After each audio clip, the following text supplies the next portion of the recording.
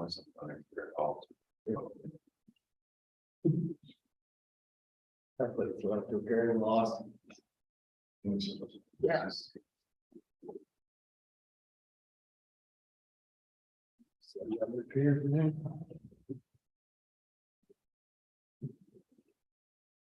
All right, you ready?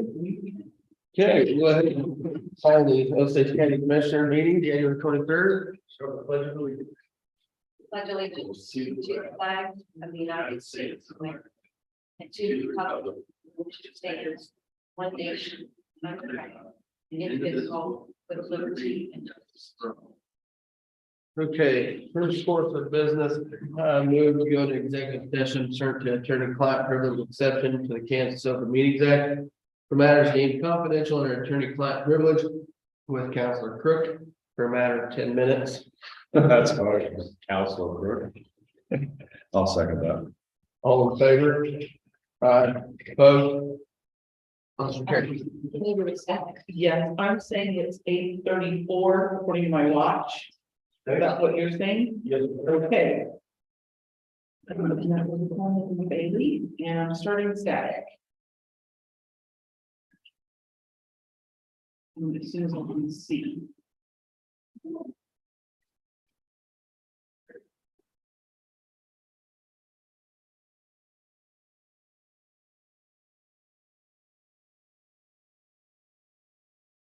We're in executive session, about 10 minutes, so at 8:44.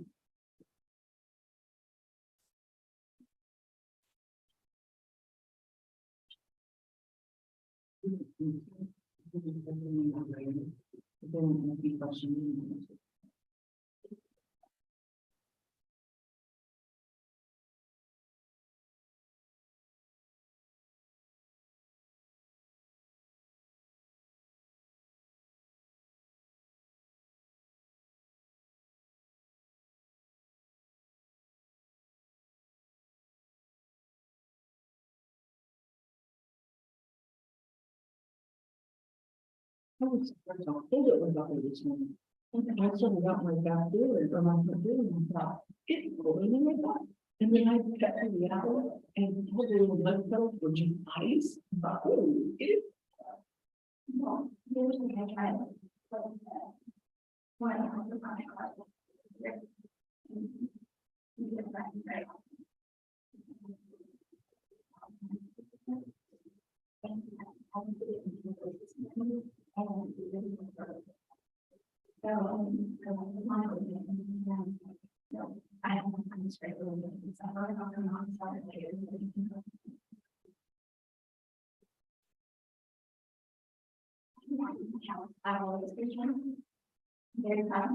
I will decided to go in general and that there I was just just didn't have anything to leave. Okay, from you there. I am.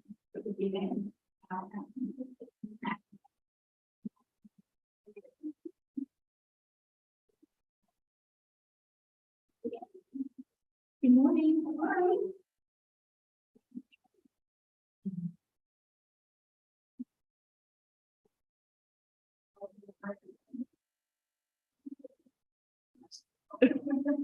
Yeah, we didn't get it. Did it rain first? Did it rain first up and over? Well, it was a mixture. And then it's not this meal. Well, the first thing off that, it was like, now you might go out to my maybe that. And I got it yesterday and I thought it was crazy. Then they actually pretty, yeah, and I'm not satisfied. Oh, it actually snowed.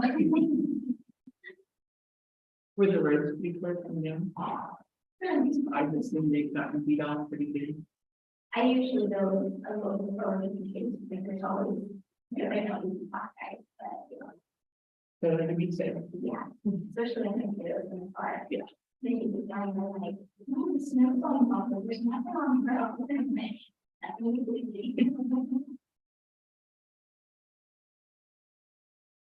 You're in executive session with. I hear so. Okay. Okay, I'm not supposed to be. Okay, you're Lynn, right? Okay, I think you've been here before. Yeah. Okay.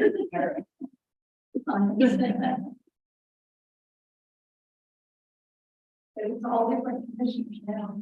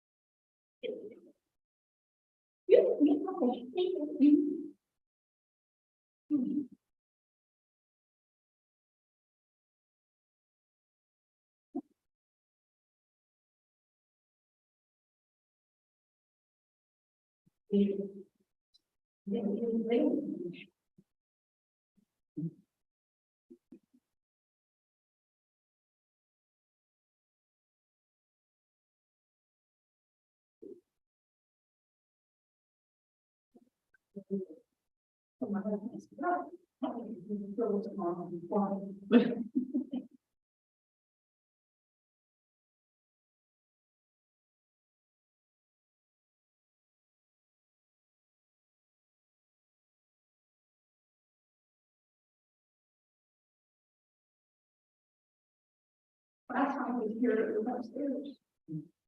This is very nice. Yes.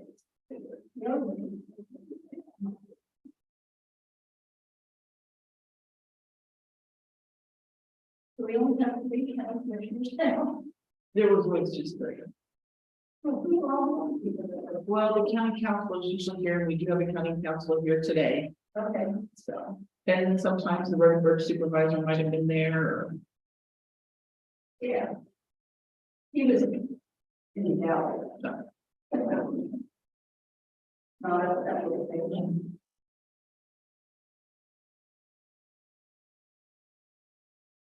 So I'm on 189, which one of these people is my mention? Probably.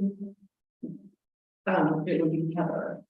Yeah, I think that's probably what side we fall on. Because I have to look at a map to know, because I can't even, like, somebody told me a road, I can't even tell you what township it's in unless I look at a map. Because I'm not good with road names, I'm not good with street names in the city of Linden, and I've lived here on and off my entire life, but.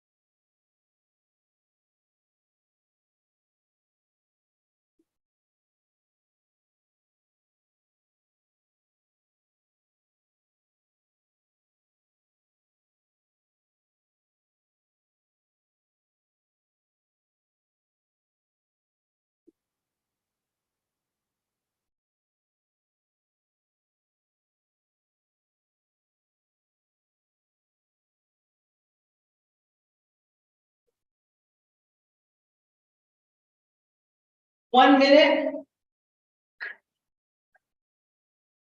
That had to be fun. All right.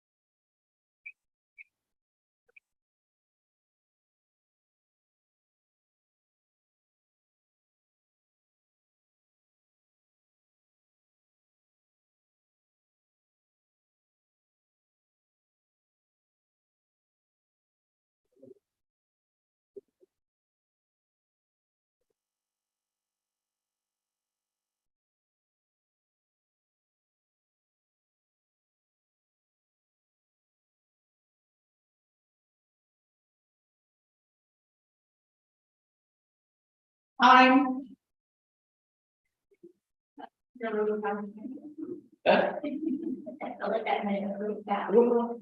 Sometimes if I don't get up and run, I don't get that fast.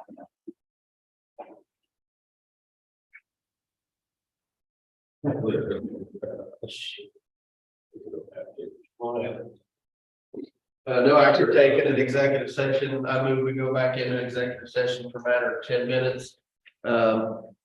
Pursuant to declining attorney-client privilege. Sorry. All in favor? Aye. Opposed? Okay, motion carried. You have 8:45. 8:45, yes.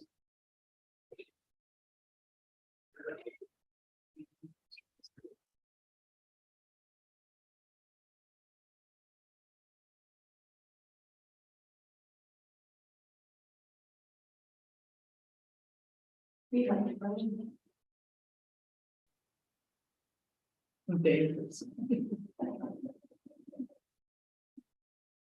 Pretty bad, Huh? like pretty bad. Yeah.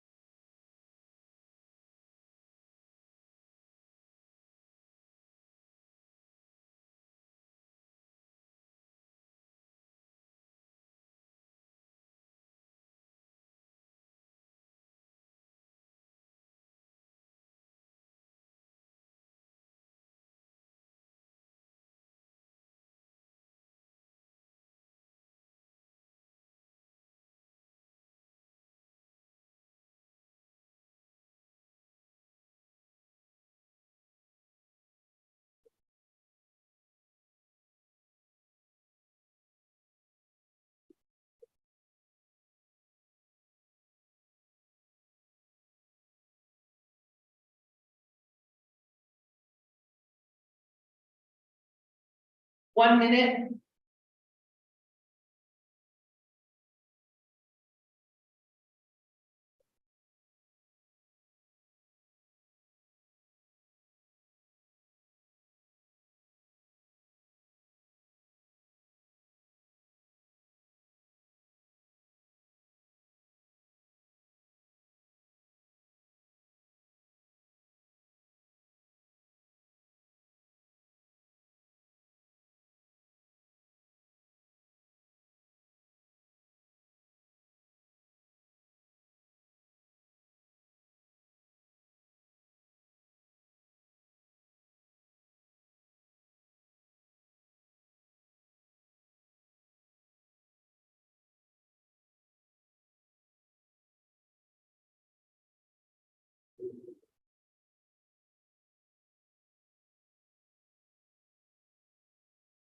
Fine.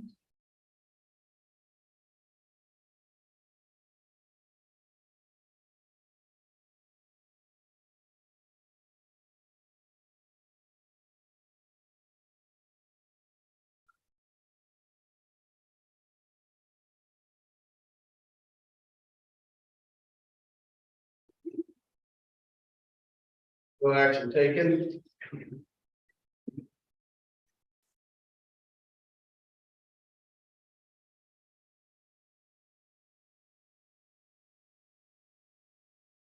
Okay.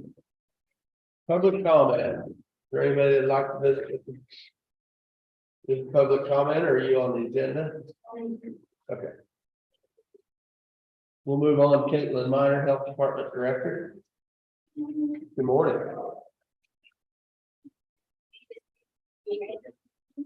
I have a official resignation for one of my staff members, and then a request to hire. So here's the resignation letter and the status change form. This is the one you have the job opening for. And then this is the employee that I would like to hire.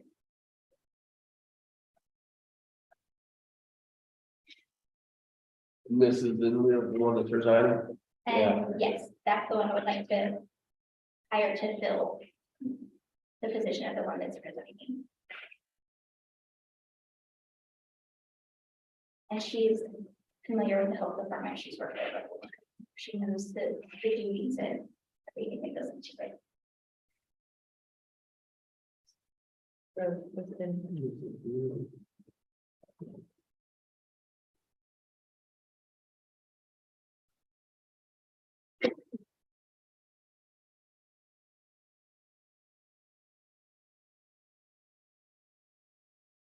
Although to accept the resignation of Rebecca Allman and to approve the hiring of Jacqueline Patterson at a rate of $23 per hour. What's the start date on that? Start date. Well, this is dated for today. What is her start date? It's right on that Tuesday. Oh, sorry, 2/6/2023, February 6th. Awesome. And Jackie's an RN. Yeah. And is I don't remember what the pay is on the first thing. For the person that's leaving, it's right. It's pretty, the rate that I requested is within that range of what we posted it for. And the rate for the person leaving is pretty close to that. That's what I have for them. I don't know if I need to sign those, if you guys want to sign those, or if I have to. Both. Both, okay. He signed it, he signed it. I think it's the very bottom. I didn't know if I needed to sign it before. I don't know. Got something on there somewhere. If it's approved, motion, I second you seconded it, all in favor? Aye. Opposed, nay, motion carries.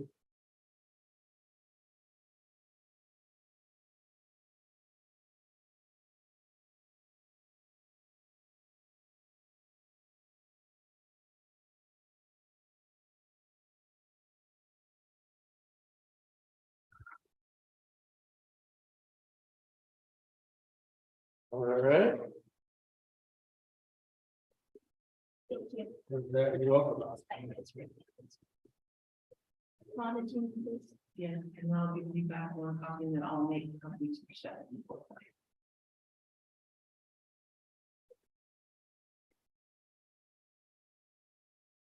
Thank you guys.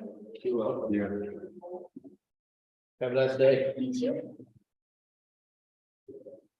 We move to Lynn Morgan, Plymouth Creek Quarry.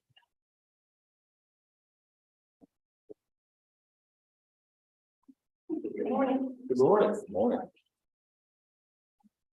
Okay. Your name is Bob. I want you to know, I'm not here to fight with you from getting, but I do want to bring some things to your attention regarding the Plymouth Creek Quarry. I live on 189th Street, which is the Hall Road to the quarry. And we've dealt with speeding trucks since I moved there in 2005. And I called the sheriff, I called the the companies, the trucking companies, and it'll work for a while, but then. But that's only part of the issue. And I don't even know which one to start with. I have trucks going by my house at 5:30 in the morning. It's my understanding that the operating hours for the Plymouth Creek Quarry do not start until 7 a.m. I talked to Cole with Mid-States Materials, which is a Venice company.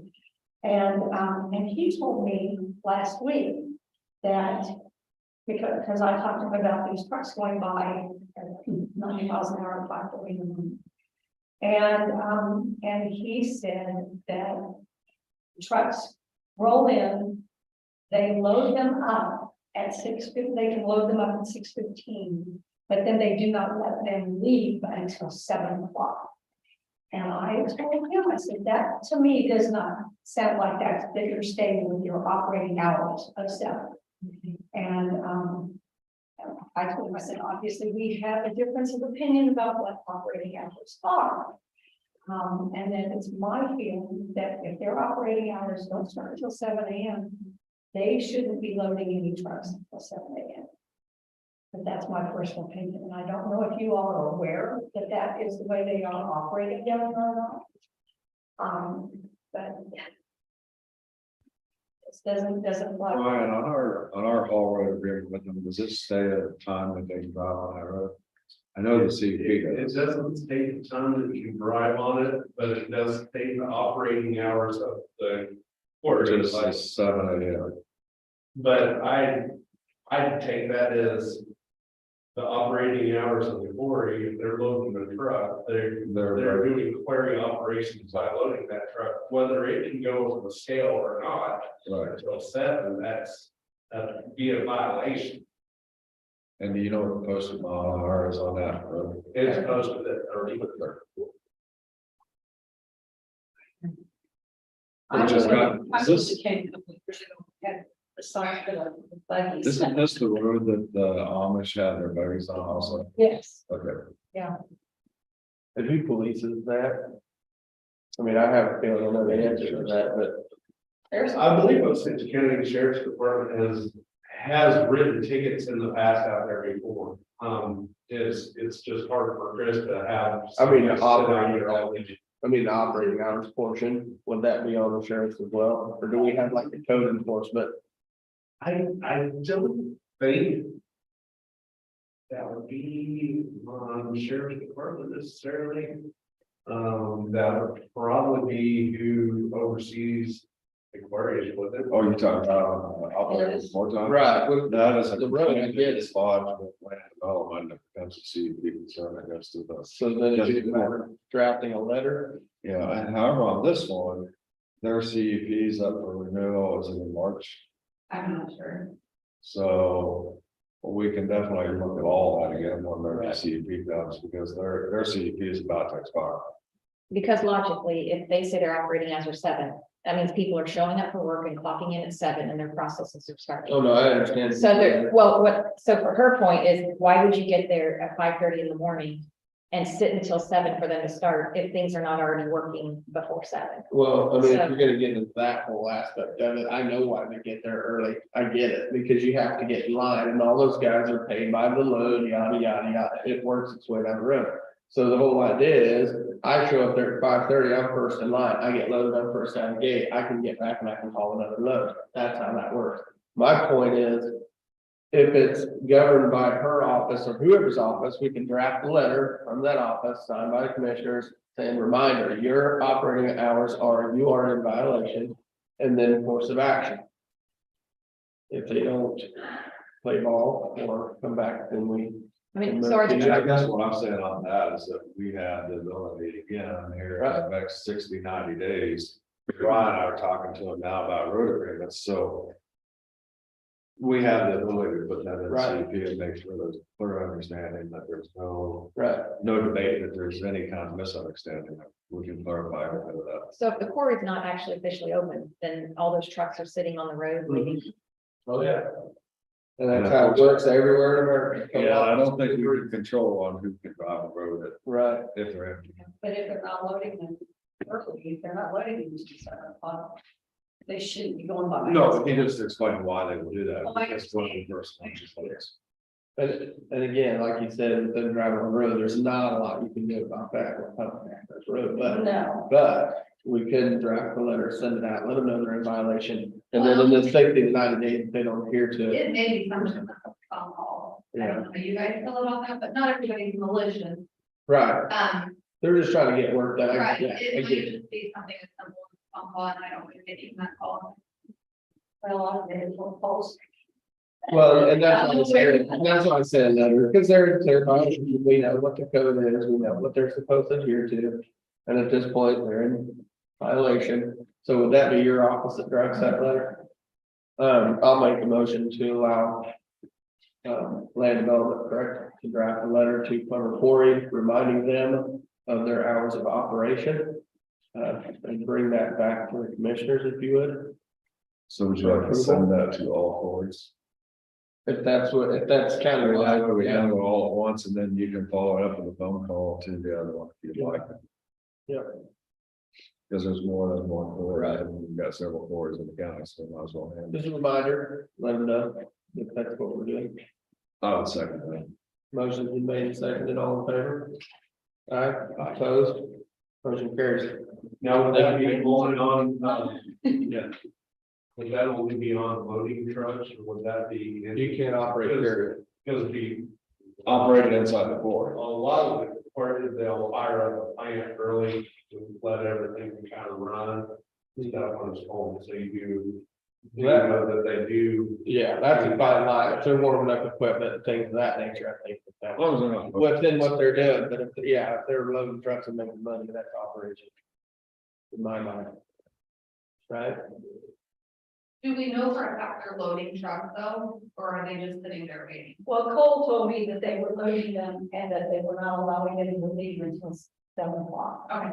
Well, I think So she got- if the letter goes out just stating that Right. hours of operation are this, we're not gonna say it, I mean, here's the hours, and then you call a phone call, if you're doing anything before 7 o'clock, no. right. It's not, we're not chastising anybody, it's a letter reminding them of what they're doing and what the code is. Good? On that point. Uh-oh. Uh-oh. I want to address dust control. It's my understanding that, they are under contract to put down dust control 4 times a year. In 2022, it was done twice. And they didn't pay their bill on the first one for several months. So I think I would like to have them reminded that they are in the contract to put down that dust control. Now, when Walmart was building their facility, oh my gosh, that road was maintained so beautifully. I That's mean, because the county was out there with water trucks. we had, well, they put down something different and they did the whole road. I don't know what they put down, but, I mean, it Well, was. did you notice any difference this year? Because they dust controlled the entire route, is that correct? On one time in March they did. They But did then, that, we were hauling, asphalt on the highway out here. right, yeah, and,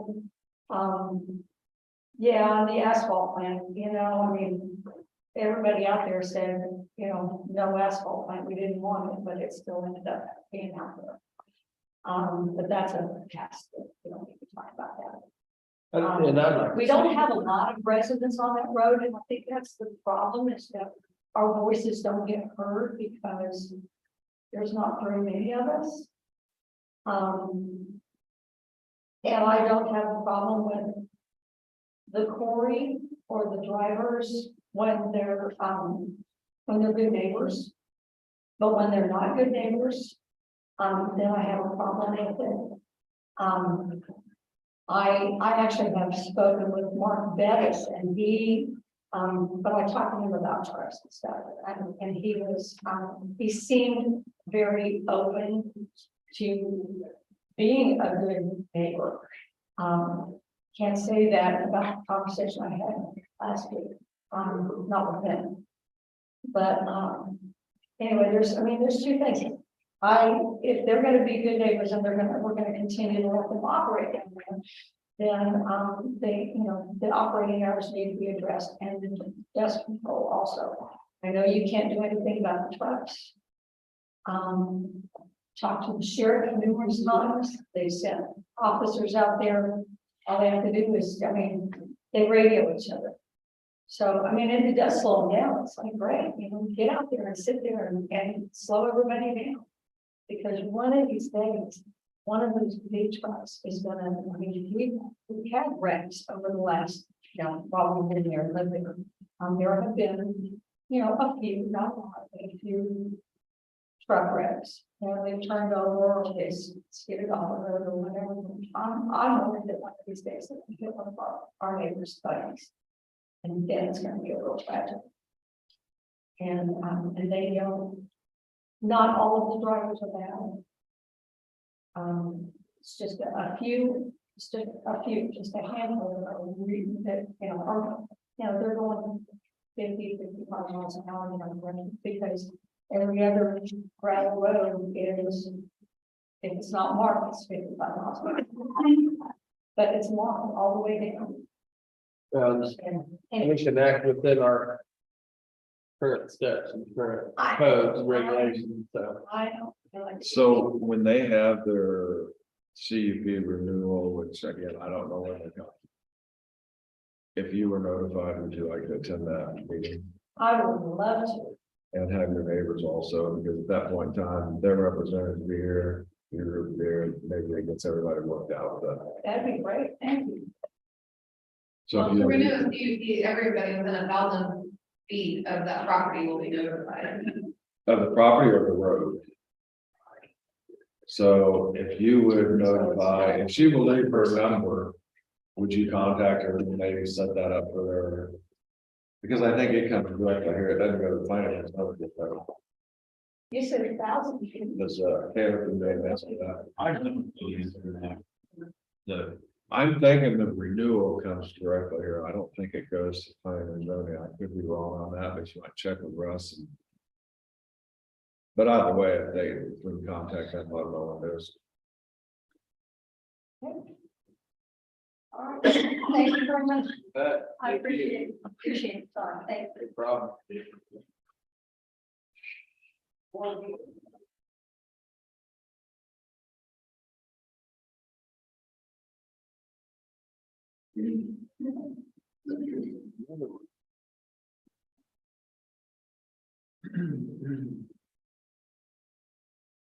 A couple minutes before we move to this next one.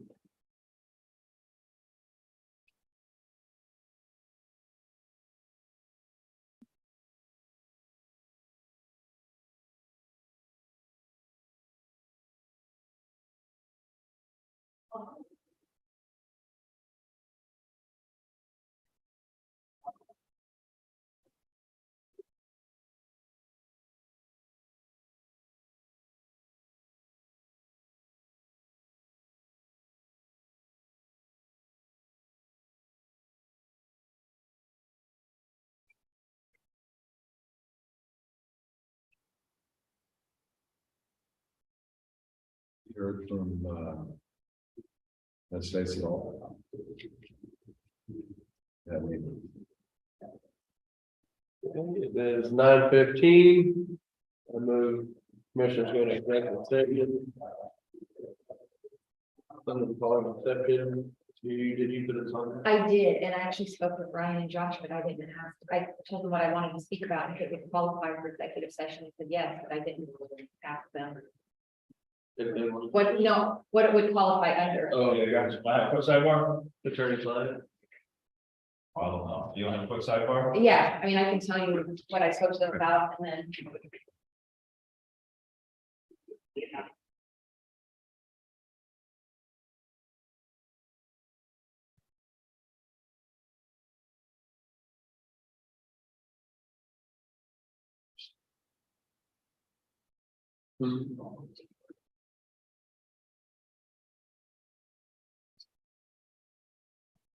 What we do?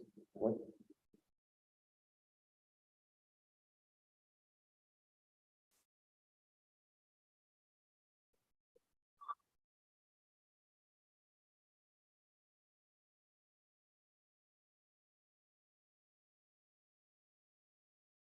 I don't know who this scam likely is, but they don't put their ass in there.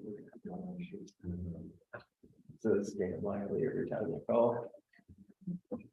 I've got everybody ask my girlfriend and what we do. Legitimate number, I heard, so they find a number every time. you know, they can get in there, I had,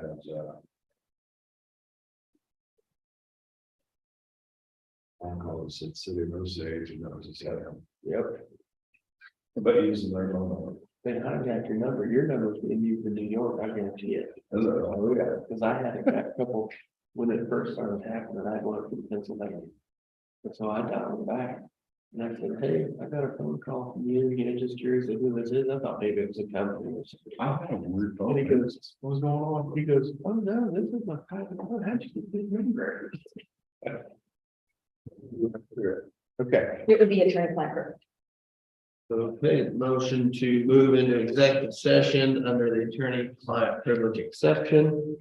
Matter of 15. 15 minutes. It is 9:16. 1 second. Seconds been made, all in favor? Aye. Aye, opposed? Motion carries.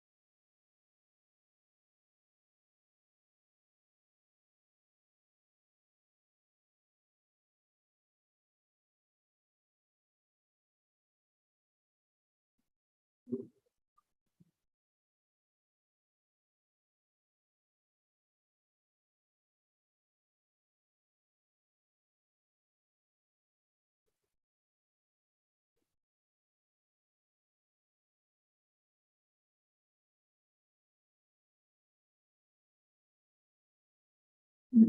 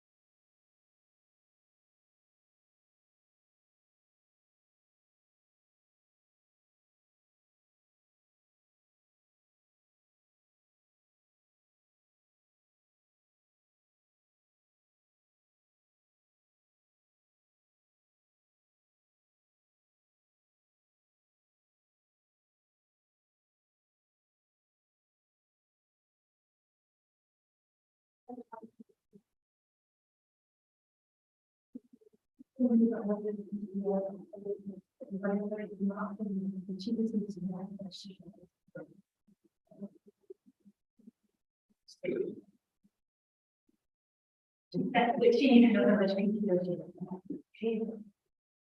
But she's gonna use all of her leftover PTO. We want to show it that we're paying her. We don't want it to be direct deposit.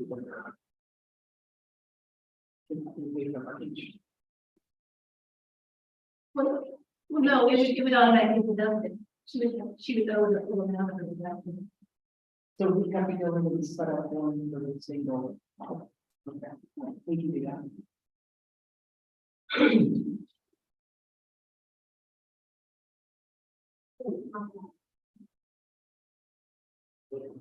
I wanted to get back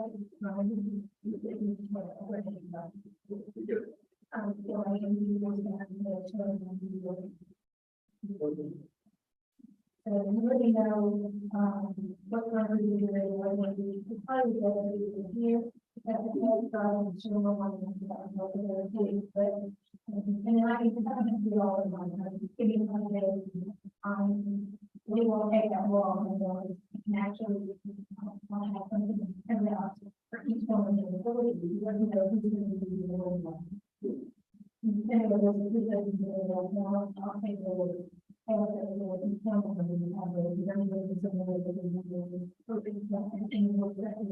Actually, I'll get down and really good else, but each one of my own. I want to make sure we get one. All right, thanks.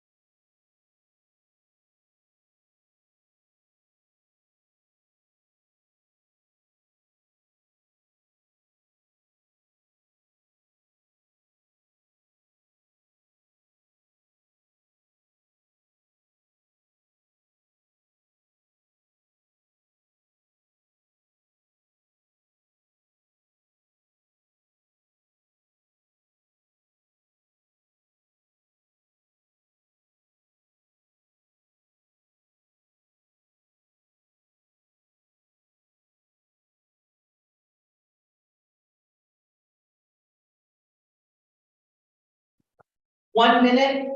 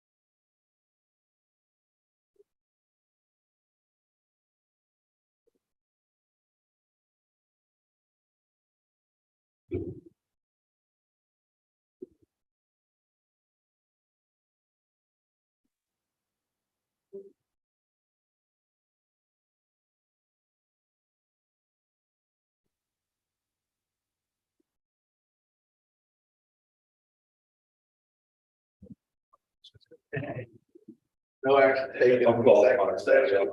You're overqualified for that position, sir. Okay. We'll move forward to Ryan Todd, Public Works Director. Come on up, sir.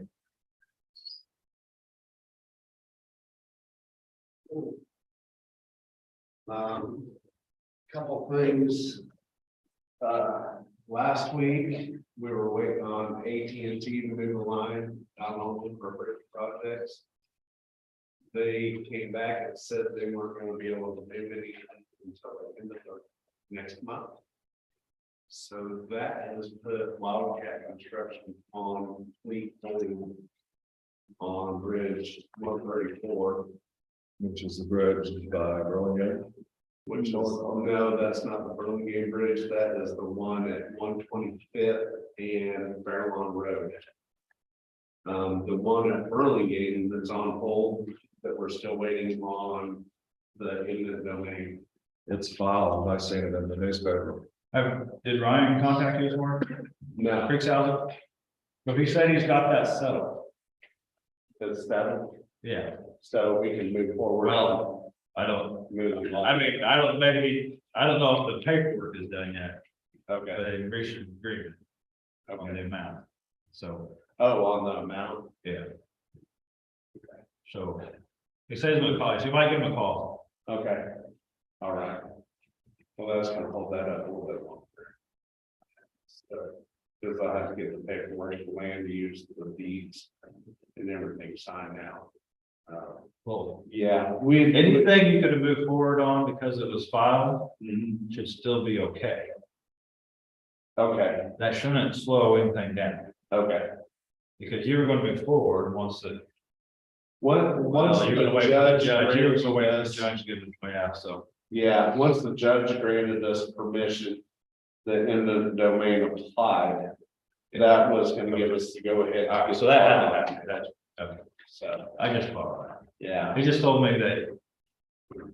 On the phone this morning that he's got that settled. That he was gonna call you. okay, all right, I'll give him a holler after the department head meeting, so we'll see.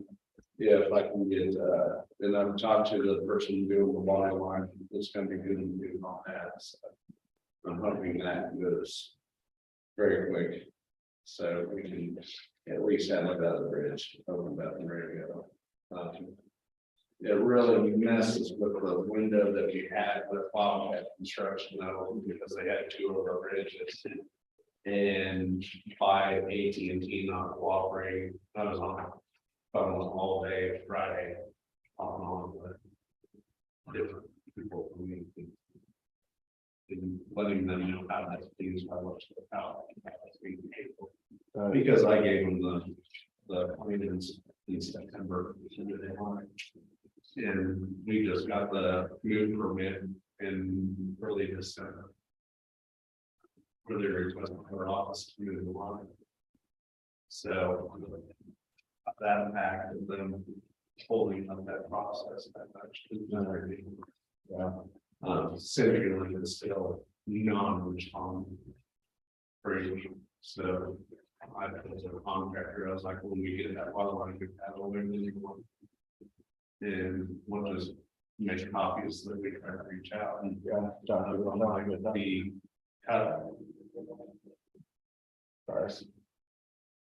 The. So did they not come in here and ask us for permits or something once in a while? Yes, they do. And Which, they want to put on those pretty quick. yeah, I'm to the point where it's like, I wish there's a way we could just, right away, just concentrate the private easements, if that's how we're gonna deal with our bridges.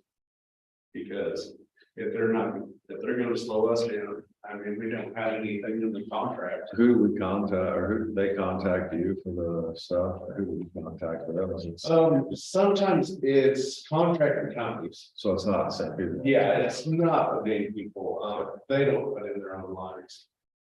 Free State does, but Free State obligated their contract on the bridge, they were really good to work with. KCBL's been pretty good, sometimes it's a little harder to find who you need to talk to when you're dealing with energy.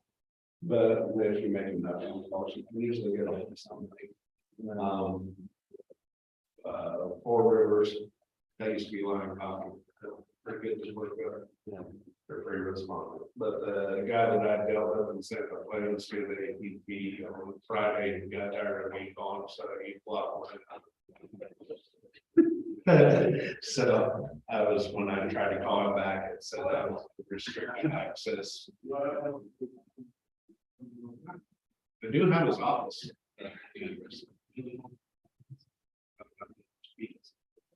Maybe we'll visit. Yeah. Yeah, that's one way to handle it. Is it a matter of, cause I'm not sure where their line runs, but is it a matter of going ahead and get your construction lined up, get your contractor lined up, get everything going, have it exposed, and then send the nasty gram? Yeah, it is actually. In order to keep Wildcat, oh, it is exposed already? Yeah. Gotcha. Cause I know that's tough, Really? Wildcat, yeah, Yeah. rolling. Yeah, it wasn't even buried. It's just laying in the bottom of the creek where they gonna work. That happens a lot. Yeah. I've Really? seen it with fiber optic cable and everything. That they just go across I've seen it where I've been actually at construction meetings with these phone companies. And they have sat right there and signed on the paperwork saying they will be at 36 inches deep. In the flow line, and then we went out after we put the line in and we kind of at 16 inches deep. And then you turn around and you get sued for cutting that fiber optic cable, which was $54,000. That And they didn't already go out. that they didn't bury it correctly, so I just made copies of that paperwork and sent that to KK. Then that's when that's what's there. KK bought it. But we didn't pay it on it. But it's just, it's on. Yeah. That's amazing, since already there, why not just the right way for some? What's that? The difference between going 36 and 16. You know, only ask is how much already are there. They go, Yeah, it depends on the plow setup. There are certain plows that will only, if they're just using one of those old style, just kind of plow, and some of those will. Yeah. I've Just got can't- I've got a Right, bad coming on down the the side. tractor before too. I said, so you're hand digging the rest of the way that you can't. I'm not gonna do that. I said, well, then I guess you can't apply for equipment and I can't. Did that.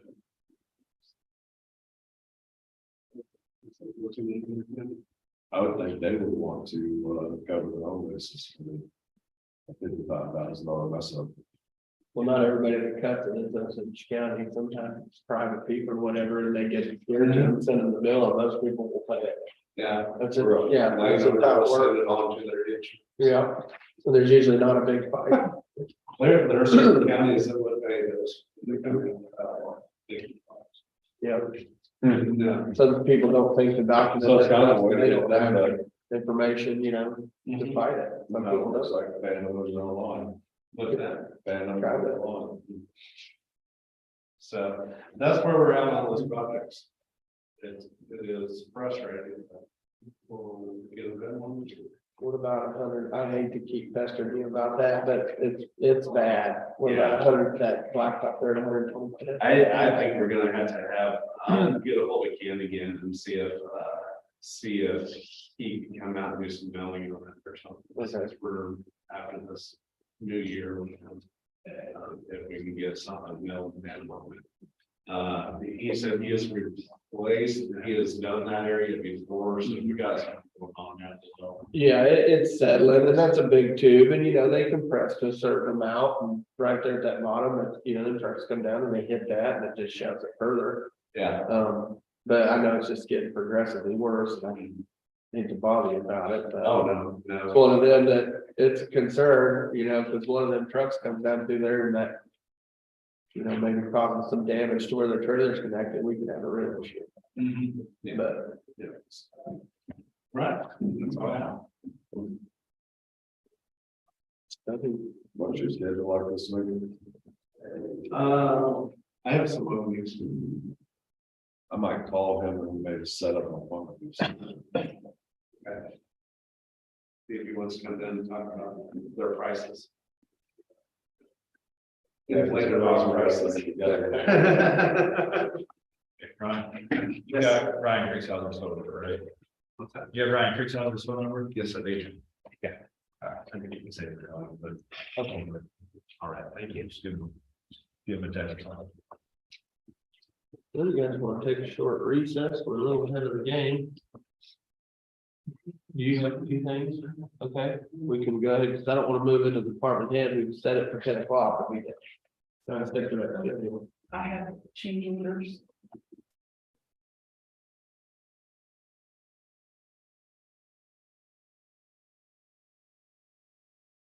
Understand? I didn't, I can go get them. I didn't. Do you want me to run up and get them? No, this is fine. Ooh, what was that? These are the same we did the other day, Oh, gotcha. where Yeah. they just came in a protest and then it reduces the. Just have to look through them.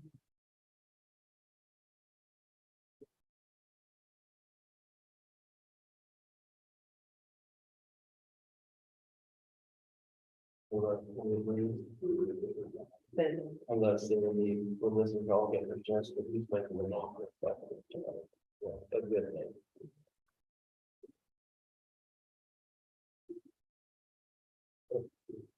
Oh,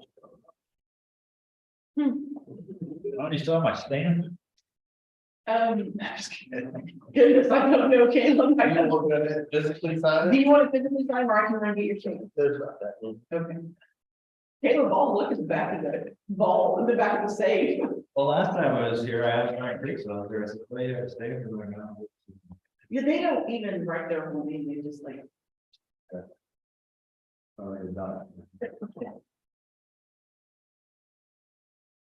I used to do that, sign as much, and then I sat on the council with my English teacher, Miss Curtis. And she saw my signature one time and passed it back and said, you can get that. Whoever since then, I tried to take the time.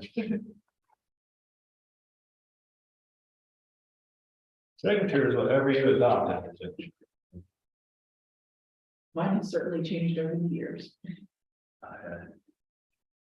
When I was 14 and got my restricted license, I signed a Caleb truck. Then by the time I was 18, when I had to renew it, I had started to move Caleb D truck as my signature. And so when I renewed it, they said, well, you signed it different. So now you have to sign an affidavit that says you're the same person. Right. Hey, yeah. I can't remember, surely whoever it was. But I looked at her and said, well, so how do I sign it? Because when I was signature, she didn't say anything. Rhonda, did you guys, last week there was some conversation about part-time employees, did you guys figure that out?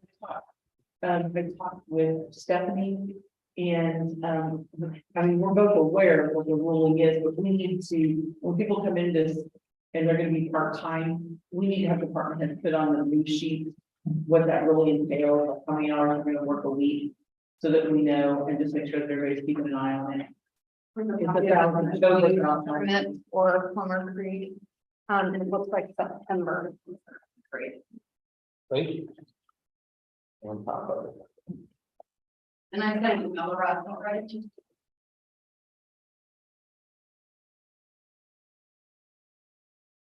So when the blue sheet is filled out by the department head, they need to make sure Right, to put on. you know, we do 20 hours, 30 hours a week or whatever. So we'll do that, we might go over that with them. Department meeting. Gotcha. And Stephanie may say something during the. Okay.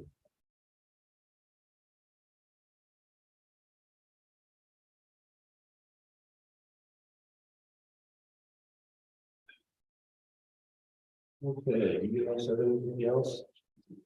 You want to make a motion for those, and then I have two other things, sorry, or three. We're sorry, I mean, let's make a motion. True, motion to approve tax roll corrections. For tax year 2022, Second. all in favor? Aye. Opposed? Motion carries. And then, I have a road closing hearing. Actually, Brian brought this in a few weeks ago and with the holiday and, last week I just forgot it was Tuesday, Monday on Tuesday. So, to get it in the newspaper, I needed to move things. So, the hearing will actually be held on February 6th. And it's a portion of road on 205th Street and Hope Road, closing Hope Road, for 1/2 mile. It is in Grant Township. Need to capitalize the G Grant. So anyway, if you want to approve that I can publish this notice for the road closing hearing, I'll pass it down so you know the area.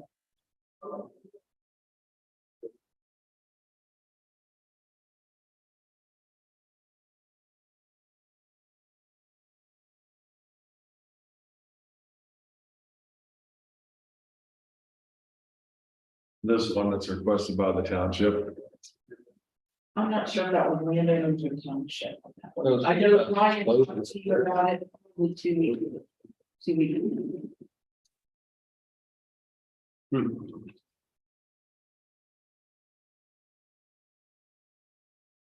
But that is to publish for the hearing.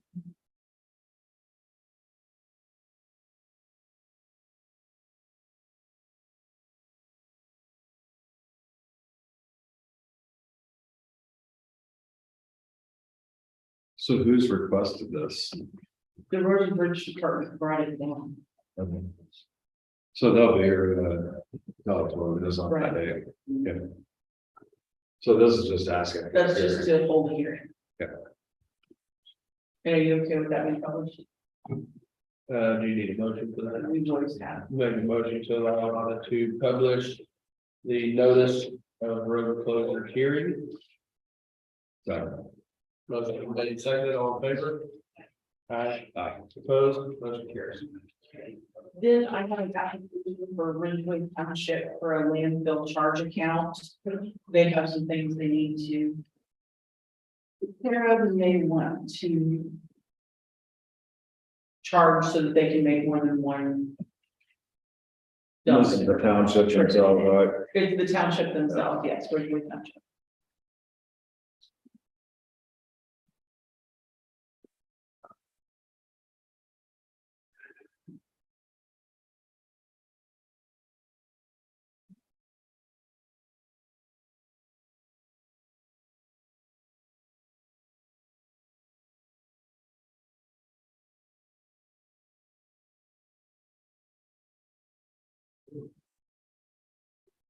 We need two more reserved for the costs. No. We need two more reimbursed one. That was kind of. Okay. Well, I didn't know That has some rules, but this is the tires that on the road, it's not tires that they off, that. Right. not traffic tires, Yeah. not truck tires. Just been passenger car tires, and it's only like cars like that. So then we'll just need a motion to approve this landfill account application for Ridgeway Township. I'll second that. Motion is made and seconded, all in favor? Aye. Aye. Opposed? Motion carries.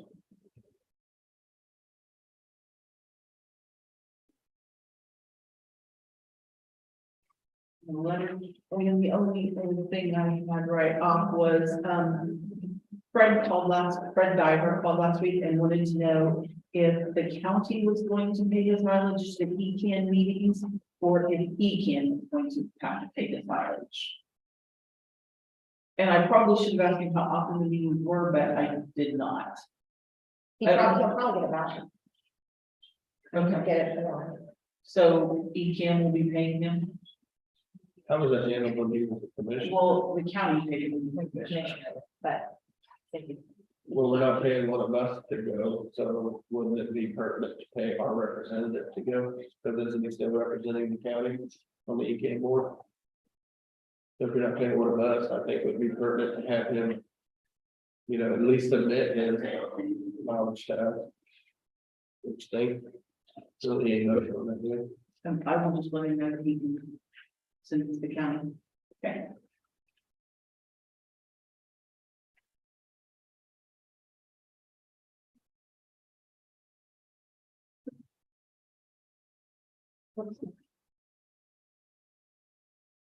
What's the latest on that, solid project, Heather?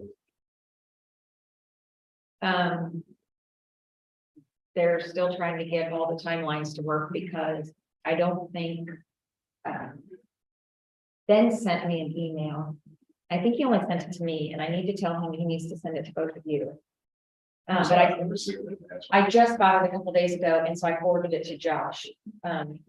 You know, Josh had responded to them and they said they were going to be canceling the loan. And then Josh was gonna keep us updated if he heard back, and it sounds like that they were considering it. But then there's been no determination made of what they're doing. Well, what's the problem is there's certain timelines that the bids have to be done. And so KPHE or whoever, basically out of our hands at this point, these other entities need to be doing their part of it. So.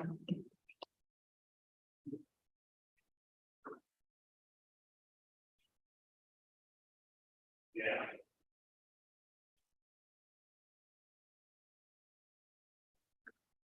You know, they're eating. Well, No, I actually forgot all that there, one. Oh, bad, bad problem. I think I went to trash can. Oh, no, there it is. then I'm like, if you I'll get the chair.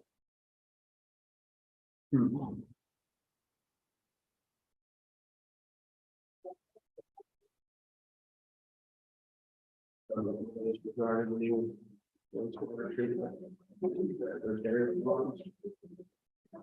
That's the one. Right there.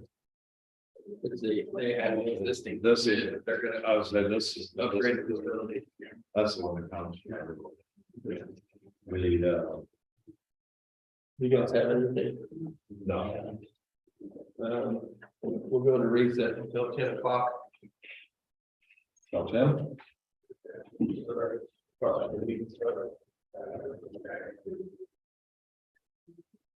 I didn't do Jesse. Don't you understand? No. Well, it was announcement. I know that the county councilors used to get one, and they told me they didn't need one, but I will go driving for Caleb's old one. You might get it. I could go look, I got a. Well, I know you gave it to me. Not my favorite one.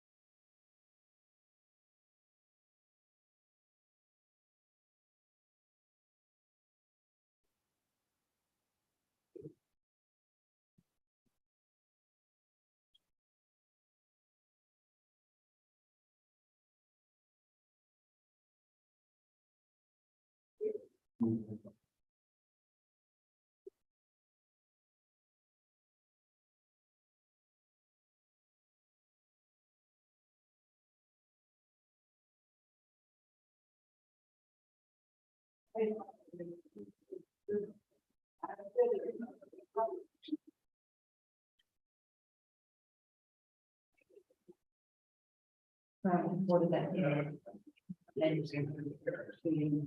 What did you just say? Yes.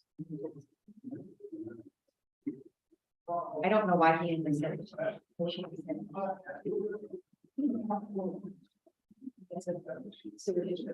Yes, I've got, I just did the wrong. Wrong screen. Did not, very well.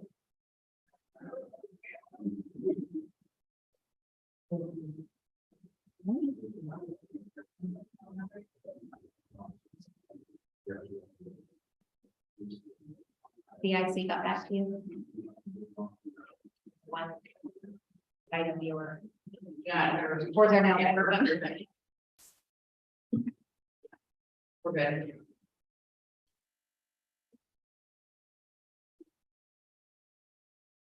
and send it on to the, double check on my computer sometimes. And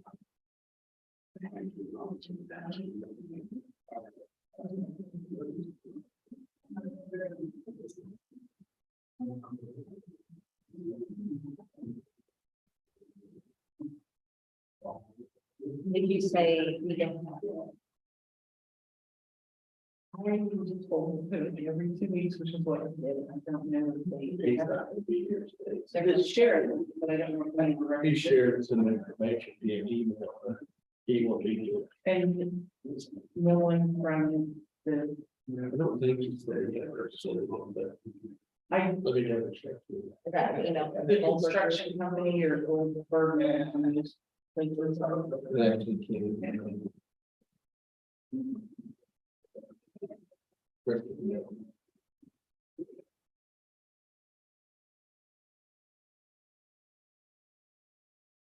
He said he needed 10, he gave him an update on the Friday. Resignation should be, I guess he sent it somehow. oh, I don't know. Now. For the lawn.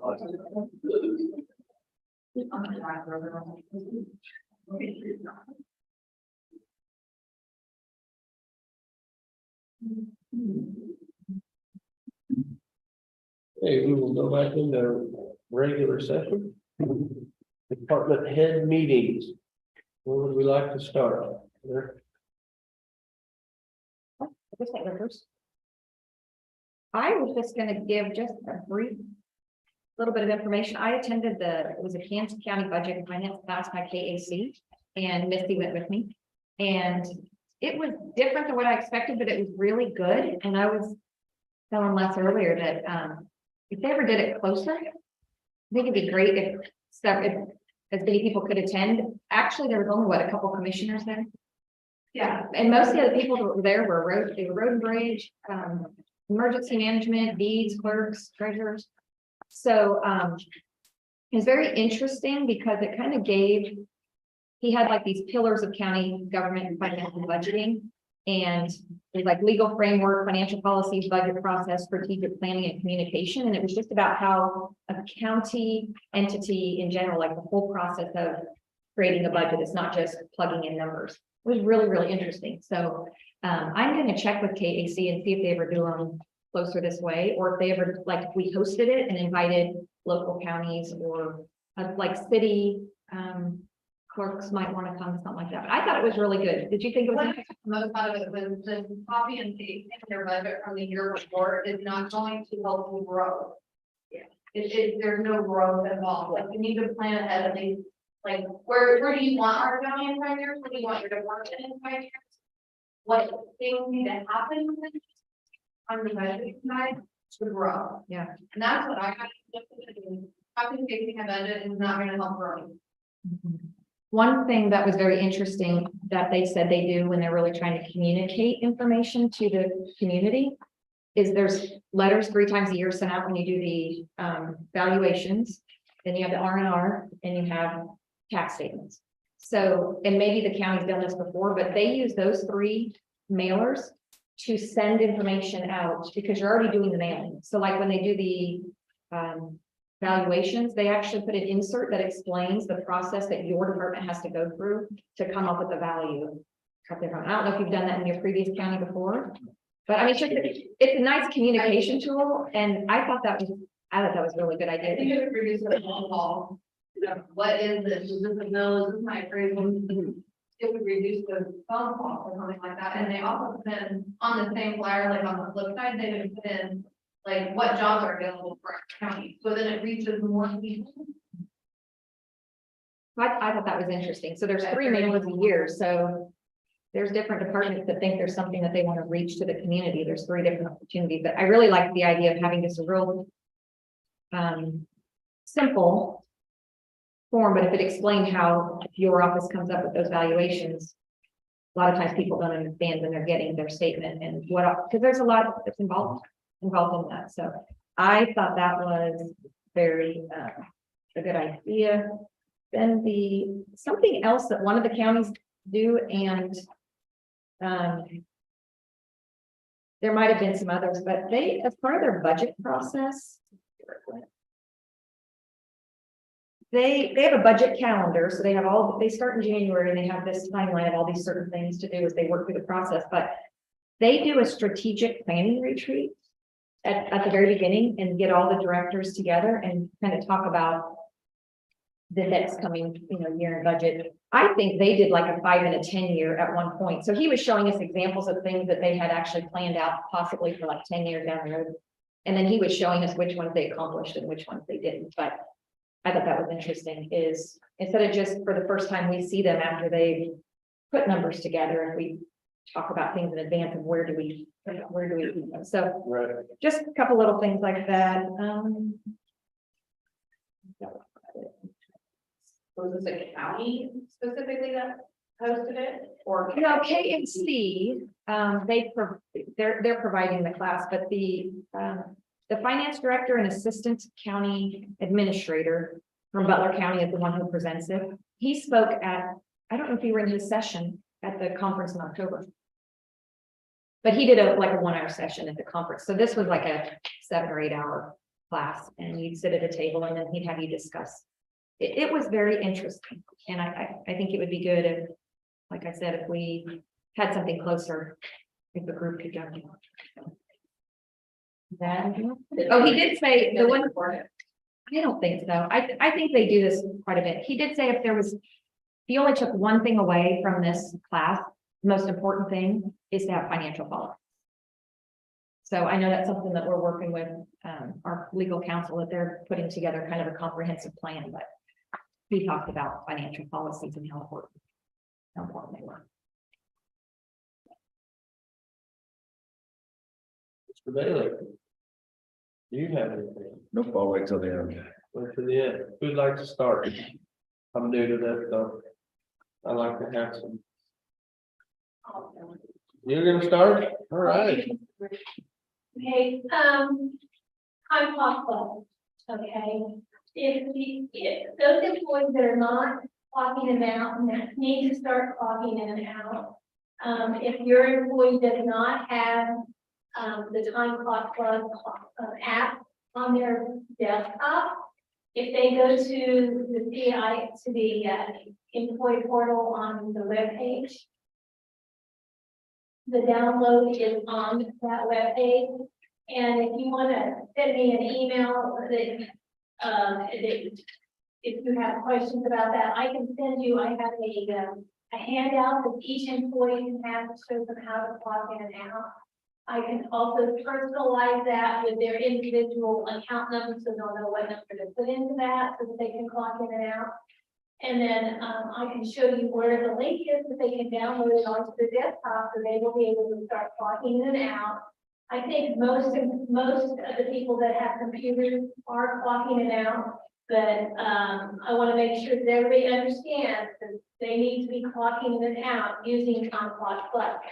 I'm working with Ryan to get his staff on board with the mobile app, so I can do training, so I can get them put that on their phone. I'll physically help them put them on the phone.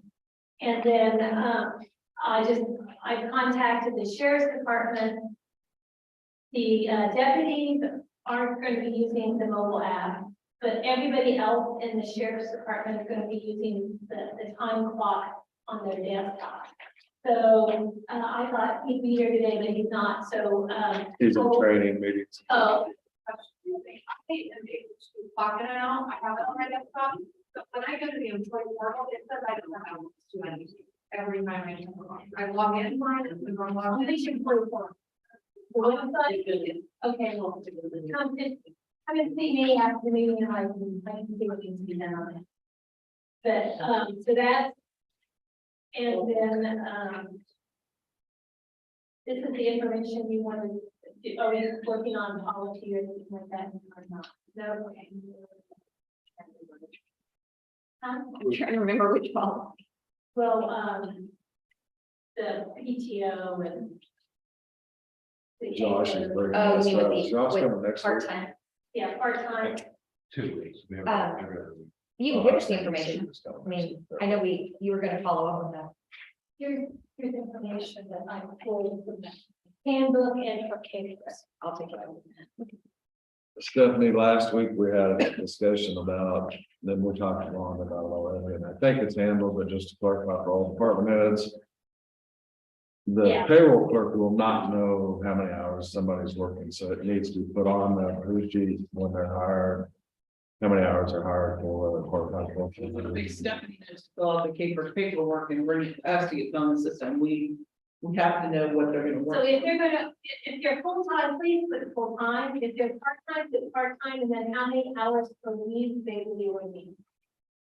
Okay, if you have an idea, we'll know how to put them in. And we said it's 24 hours. That Yes. they're eligible for papers. It's 1,000 hours a year. Yeah.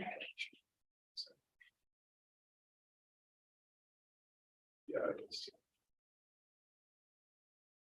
And that's about what I have right now. I know you're popping in and out. I can. I've only got about 5 minutes before you start. Basically, our office, as everybody knows, I think already is working on the progress to new paperless. So we've been having meetings with, the new provider, which is, EBK report.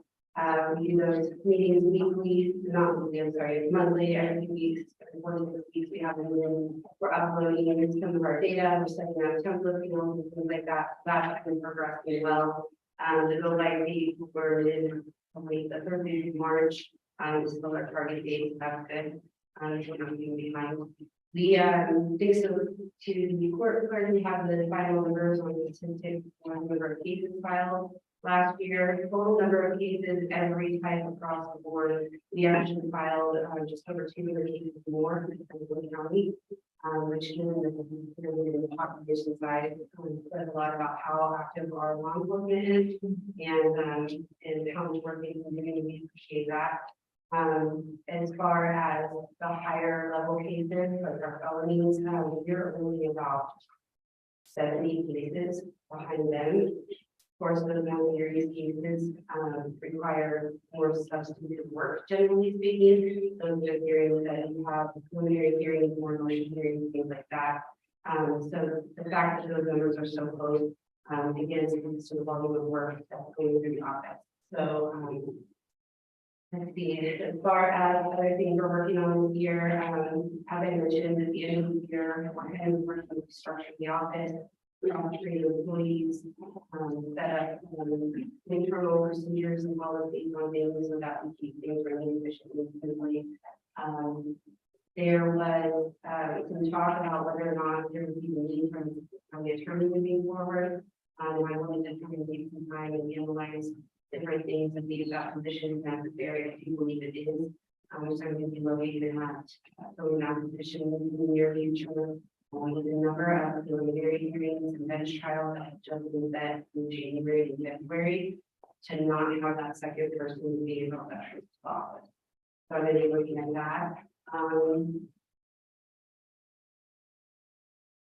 And we've had a couple of technology issues. My hard drive on my computer that's less than a year old went on last week. And if you can get it replaced, it was not on the warranty because some parts on the prior tech. So I'm going to be a little bit of an argument going on this week over how we're going to replace that without it costing me more money. Additionally, on technology, we're going to be, as I mentioned, that transition is going to require a little bit more IT work this year than we would have in a normal year. So that's what we were looking at as far as what that might cost in addition to what we've already budgeted. So over the next few minutes, we'll see those numbers and hopefully be able to keep them down. The other, I guess, highlight, if you will, is we have a very high level felony case that was being handled by the Attorney General's office the last 2 years, and because of the recent turnover in our object, there were not available to keep. So even though in the case that they charged, they have so kindly given it back to our office and said, here you go. So it is a very high level felony case. So that's not something that, I would be able to handle completely on my own, especially trying to catch up at the last minute. So that is going to require us to reach out and get a special prosecutor on this case. It's going to be a week-long jury trial, the end of March. And the reason I mention it is because when we have the Kansas Attorney General to help, those funds are all covered by the state. We don't have to pay that as a county.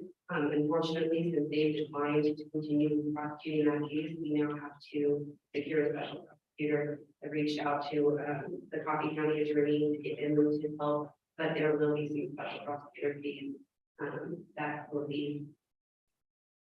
He's going to be reasonable. I know that it's again something that wasn't budgeted for because we got the Attorney General office to cover. So we'll have to see what those figures are going to be as well. I think that's going to be the update for now. If anybody has any questions.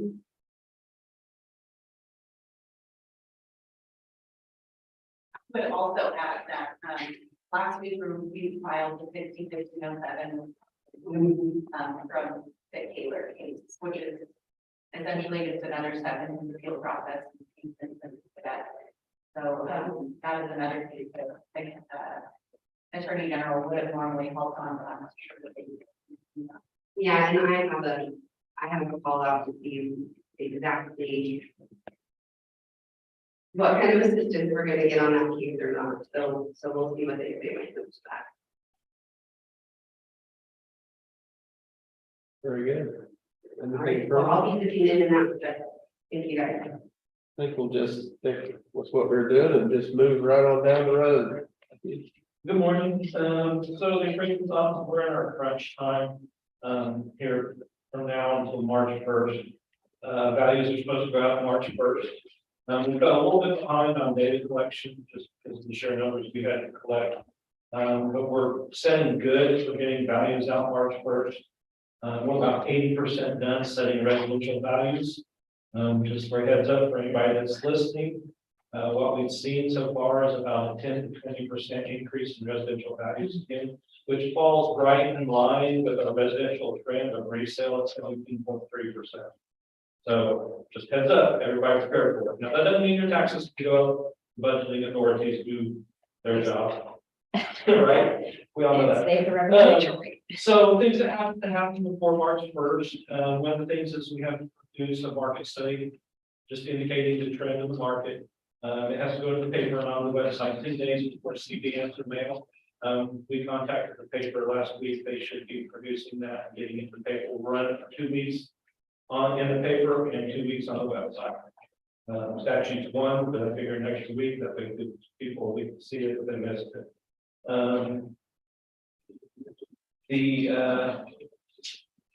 Like that, we're just setting values.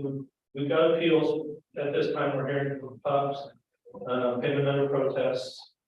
There's a few of them that are still trickling in late payments and stuff. But for the most part, there's probably 95% of those that are done and handled and taken care of. So we're just 3 or 4, 5, 6, 7, 8 a day, a week. What trickles in on payment, we just schedule here at this time. So that's it. That's where we stand. We're just trying to get valued up on March 1st, so it'll be done on time this year. Very good. Dave, you have anything? Leonard, you have anything further? All right, thank you. Your turn. Me? You're next. Oh. Or do you want? I was gonna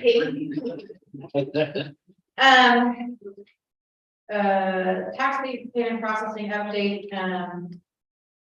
We've had a lot of illnesses in the office. We're still probably in our final days of processing payments that were received on time. And then we'll be moving into the late payments as far as like if they're mailed. The calls we're getting now is my check hasn't cleared. And so we've been trying to, as the numbers are getting smaller, thumb through those and find those checks and get those processed. So our goal is this week, barring no other illnesses or resignations, hopefully, that'll get done. The tax distribution for January 20th was done on Friday.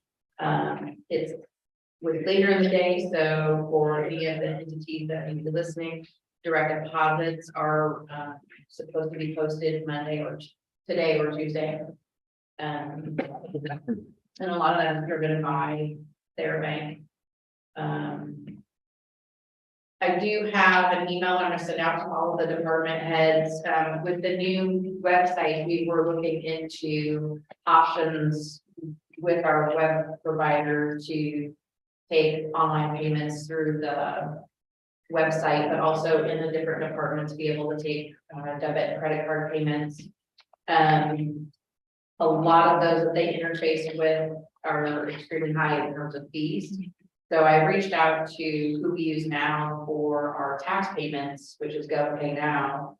And they actually can set up all of the offices with their own code for payments really, and process debit and credit card fees as well as online. They don't charge the county any fees. The fees that are paid by the consumer are how they make their money. They guarantee 100% of the payment. So if for some reason I pay my taxes today, but then I dispute it, they work to dispute that. The money doesn't come out of our pocket, so they don't take it back from us. And they provide card readers for payment processing at the counter for free. The state is another one that has been recommended, but they're really limited to really only what the state collects, not what we do in our individual offices. So I'm gonna reach out to the department heads. I'd like to schedule time and can include the commissioners if you all want to sit in on it. He likes to do a Zoom meeting and talk about their services and then more in depth about your department that you would have questions on as far as online payment and other things. You know, I think of Disney with your permits, those things.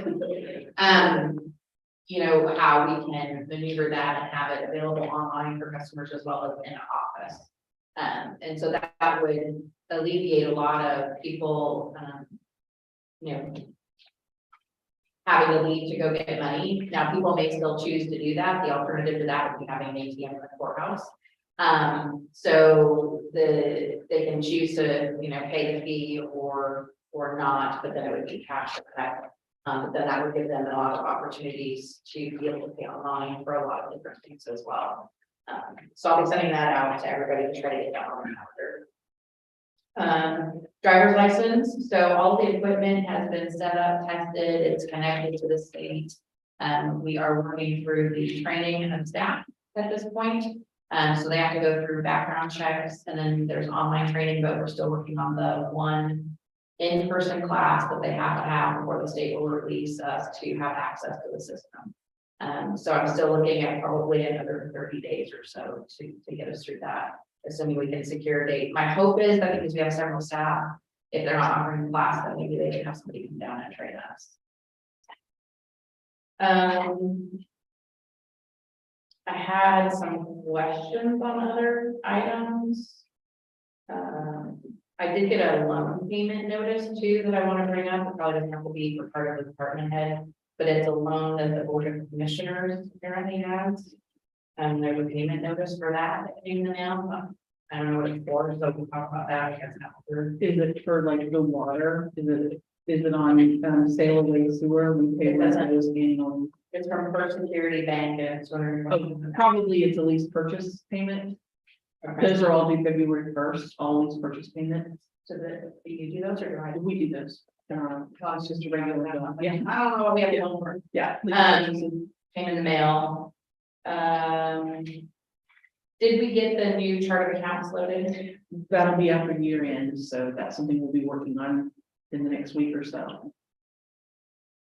I am meeting with Rhonda, Matt, and Linda Wednesday. We're gonna talk about the process of how we're gonna handle. So all of the things that come in, people say that my name is wrong, my address is wrong. I'm not the owner on this property anymore. This deed should have been filed, just a wide variety of things. I've got about 300 changes that have come in during the process of taking tax payments that we've tracked on an Excel spreadsheet. So really to try to figure out how we will handle those collectively as a county, since appraisers are a year ahead of us and we're behind and all of that good stuff. Where do those changes really go? How we manage those? So hopefully we'll come out of that meeting with a good process going forward for all offices. I'm assuming we're not talking about HR policies this week, because Stephanie asked about that. The only other thing is, at night at 5 o'clock, I know everybody wants to leave, but we tend to be here late. And if everybody can just leave the hall light on, like we come out of the office and it's pitch black. That would be very helpful. So if you see our office light on, that would be great if we could just leave the hallway light on. I mean, upstairs or downstairs? Well, I turned it on one night for you, Yeah. and then I came down here to put, I guess the main control's down here, so we need to find out where that's at, but we need. It's right up there. You can jump It's on up there, we came downstairs and it's up, Yes. and then the same thing for the third floor upstairs. But we actually did turn it on there. I get our flashlight. It's just a courtesy thing that we received a call on the third floor. Someone who lived apparently close to the building, and she was very disgruntled that sometimes there's a light or light left on. And she really let us know about what it means to come to Catholic, have the lights on, like we all have to do our part to make sure they're on. Yes, we work to turn them on, but we're doing a lot of late nights, so. We don't So- want to misuse the fund. Christina, we contacted any of the local banks about an ATM. I started with Citizens because that's where our main bank is, and because their main office is Greeley. That's why I would have to reach out to them. I thought about sending a letter to all of our banks in the county to see if any of them would have an interest. I was like, because I've seen several in the county, they're either Minden State Bank, Macon, City. Yeah, Jerry's has one and stuff like that, so that's our alternative to that, so because some of the fees can be pretty hefty if you're paying large. Also, I got a phone call from the sheriff. He asked something about how the funds are being. And I don't understand exactly what this is, but the agreements that we have with the towns, are they in a separate fund or are they going to general fund? What are they going into? So he gets Quinnamo and Melbourne LE funds, those go into separate funds. I don't, what other stuff did he get from that? I know He was telling me he getting thinks that- 380 for I don't know, he said something about they're going into, he thought the general fund because if he went and asked for a balance on them, there wasn't one or something like. And I just want to ask him about. He and I spoke pretty deeply on Friday about the AP item I brought up last week. He didn't mention any city funds, but one of those, the item left over from 21 that we spoke about last week was law enforcement funds. So without more information, I can. If they tell us it needs to go into a specific fund, that's where we're gonna put it. And then the last question I have, is this one's for myself. Since we started the sales tax on the LAC, do you know what that balance is? No, off the top of my head, I get it right. Did you get that? Just because I'd like to track that, because our first payment will be this year, right, right? March. Feel like it's March. Yeah, I'm thinking it's coming up pretty quick. Okay. That's all. Very good. You have anything further, Heather? Yeah. You wanna come up front? You should have faced it. That was pricey.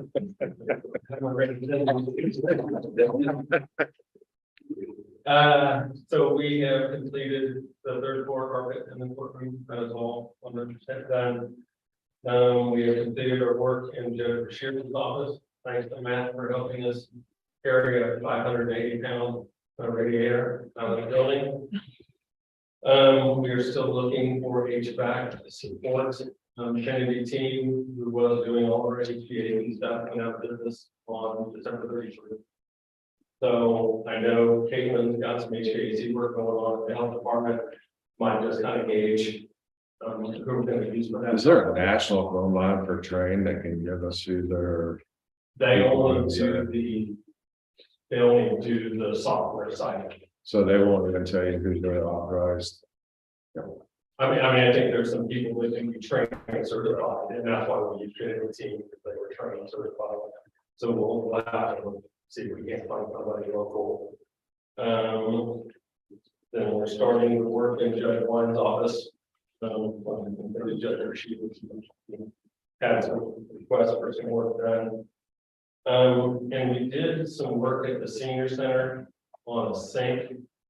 And I don't know what is going on. They paid a plumber to come in and do this work. And it is absolutely not correct. Oh, you talking about that funnel? The funnel, Oh my God, they should have it was, the other day. so we ripped all that out, replaced it and fixed it. But I don't know what's going on, if they're paying these people to do this work, but that was 100%. No, and maybe we could have some checks and balances, or I don't know who's proven to have this work done. But that's definitely, I don't seen it. That company for saying, but if we find out who the company is, we'll start with. It's in the kitchen, which with them serving food, it, if we got inspected, we would be. It's just a funnel instead of having the pipe going into the pipe. It's a pipe that goes into another pipe that's big that is funneled, and it's unbelievable. I thought about it. They showed it to me when I was looking at it today, and I said, So they had all on board. That 1.5 inches going into a 6 inch. Is that open? That's open. well, I. Just, Wow. It's actually not that common. And There's real, yeah, there are actually certain codes that dictate how you have to dump certain sinks and whatnot, and a lot of times, like, that one's pretty new. Typically, it dumps into a floor sink that will sit directly below your basin. And they have to have an air gap, because if you don't, then water goes in too fast and then it spills back out. That is actual code, but that's pretty interesting there. I'll bet you they did that simply because there was no floor sink there. I'll bet it's probably why they put that on the right. Right, yeah, that's funny, yeah, Main drain, yeah. yeah, So I don't know, I mean, if they're paying for that kind of service, maybe Right. we need to give them and make sure that we're getting what we're paying for. yeah, But, other than that, that's it. very good. Yeah, Okay. young lady. It is slowing down some in my office, but that. It doesn't mean slowing down, because we are indexing on documents. I do have one question. We're on the wind energy, on the wind leases and stuff. I have to by law record, like, we got a memorandum of wind. By law, if it fits everything, I have to record. What am I to do? Since we don't, Say that again now. I have to record the wind On the deeds. on the deed. So they're still signing up leases. They're still doing lease, they're still, and I have to record them, it's a memorandum of lease. What, Yeah, you just record it. If I they meet the statute requirement, it doesn't. That's just a lease, that doesn't affect.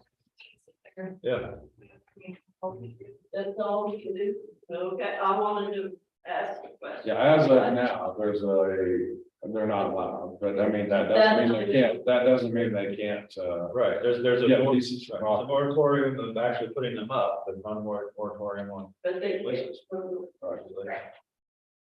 It's kind of crazy, but so maybe you guys can both help me understand this. So on these leases that they're doing, what's the benefit to a customer giving their land? I mean, are they signing their land, are they giving their land away to somebody else on deed? Well, it's not, a deed, it's just a lease. It's a So lease. I don't know. It's the lease I on the don't know. deed. They probably get it up front, and For so many. then, The hope is that the amendment will change and they will then benefit from it. But currently, no, but the hope is in the future, these people that are still signing leases will then benefit from it one day. I'm just trying to think from a landowner's perspective, why would they put somebody else's name on their deed? Yeah, so the I company know, that, I know a lot of people, personally, I would never ask. Yes. Let's not put someone else's It's name not, on the it's deed. a lease. It's just a lease, it's just a right. to put It's a up lease attached, wait, so if you sell the property, that is. Yes, So like I just bought this property and we got it, gas station, until it passed away, so that's part of that, so that's what this. yeah, the lease will attach to the link. Yeah.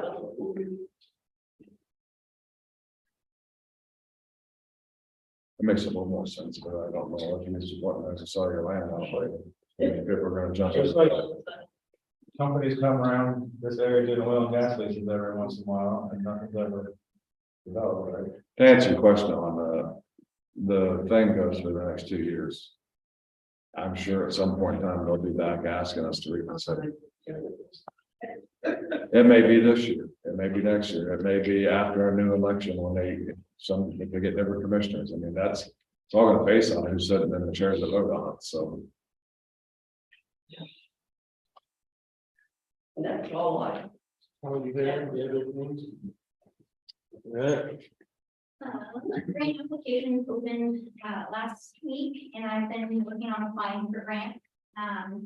Nothing new this year. We're just going to continue with our immunizations grant, our state formula grant, and then our emergency preparedness grant. So those 3 grants will continue. Our COVID grant does run out in June. It is not renewable at this time.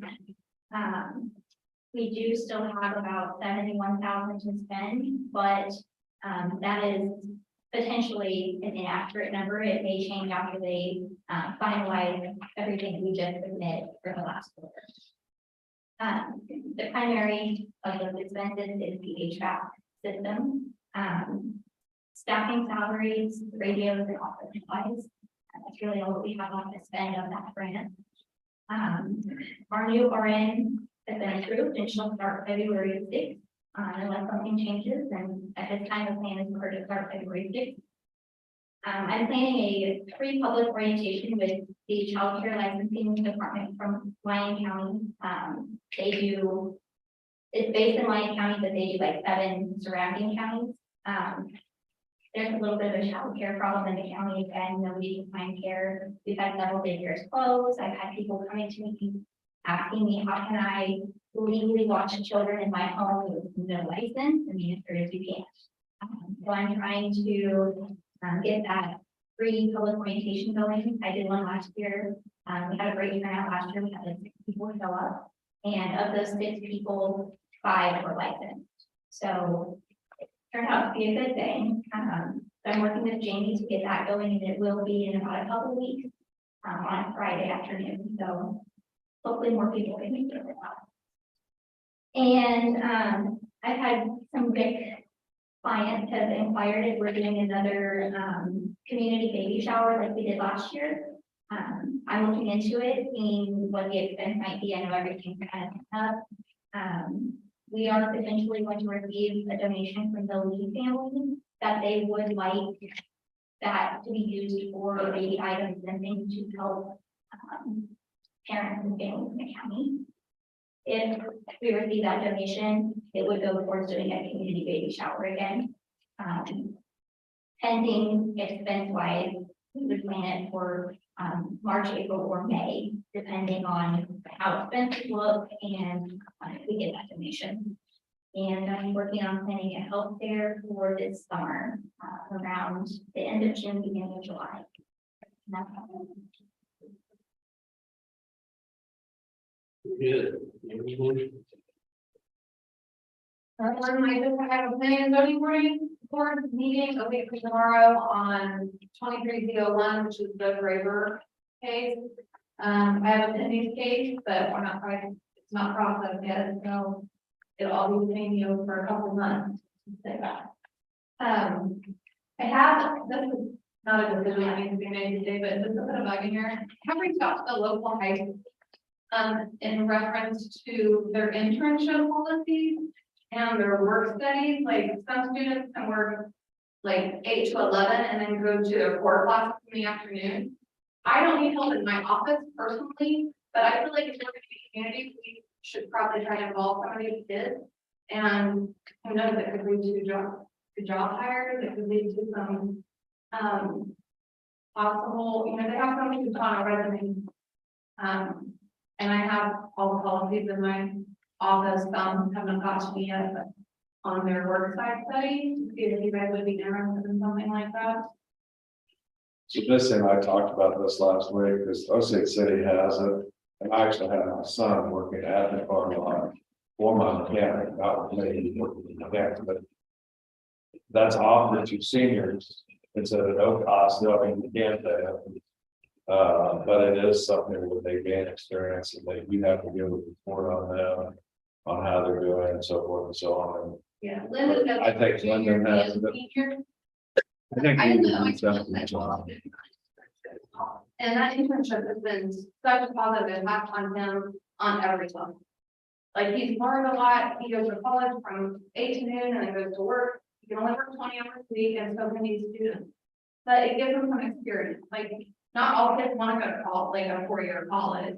And it would give them some office experience to put on a resume someday, or maybe stay here. Some kids want to be small town kids, and it's just an idea that I came up with.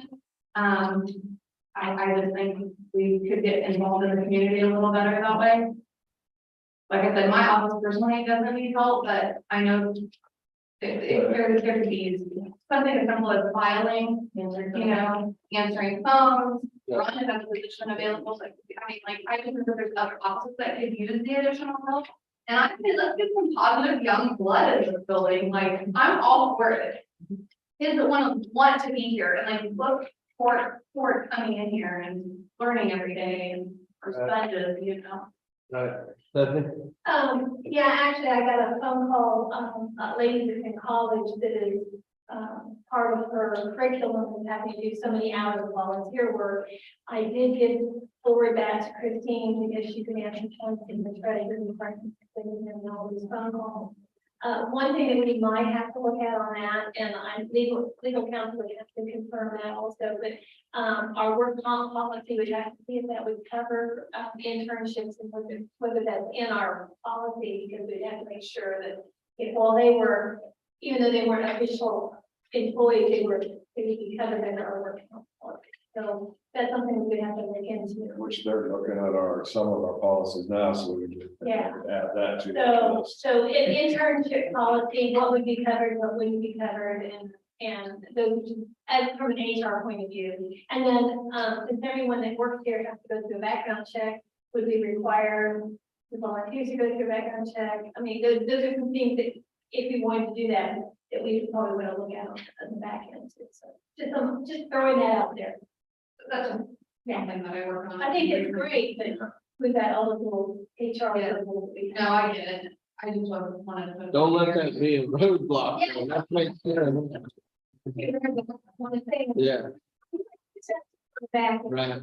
So in the 2 cases I recommend the letters right today for the morning, but pretty steady on permitting. Tina's been super busy. She's only here on Tuesdays.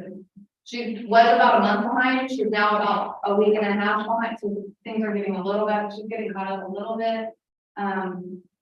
We're good. Very good.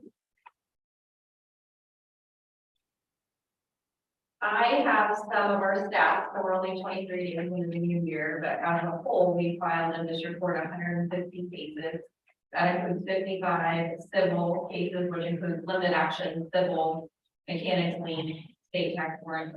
And then we filed 76 criminal and traffic cases, 16 domestic cases, which includes state cases that come from the county attorney's office, and then 3 probate cases. As I said earlier, when Tommy was in here, we did get that 1507 from Taylor. That's basically just he's alleging it's a wrongful conviction. Much of the allegations are all the same as they were in his initial appeals. This is just the next step in that appeal process. I don't know so much that it will have any impact on my budget, but it certainly sounds on. As Jeff indicated, we got the carpet out of the courtroom. They tore out some shelving in the wine's office, and I chipped away some of them given from the wall.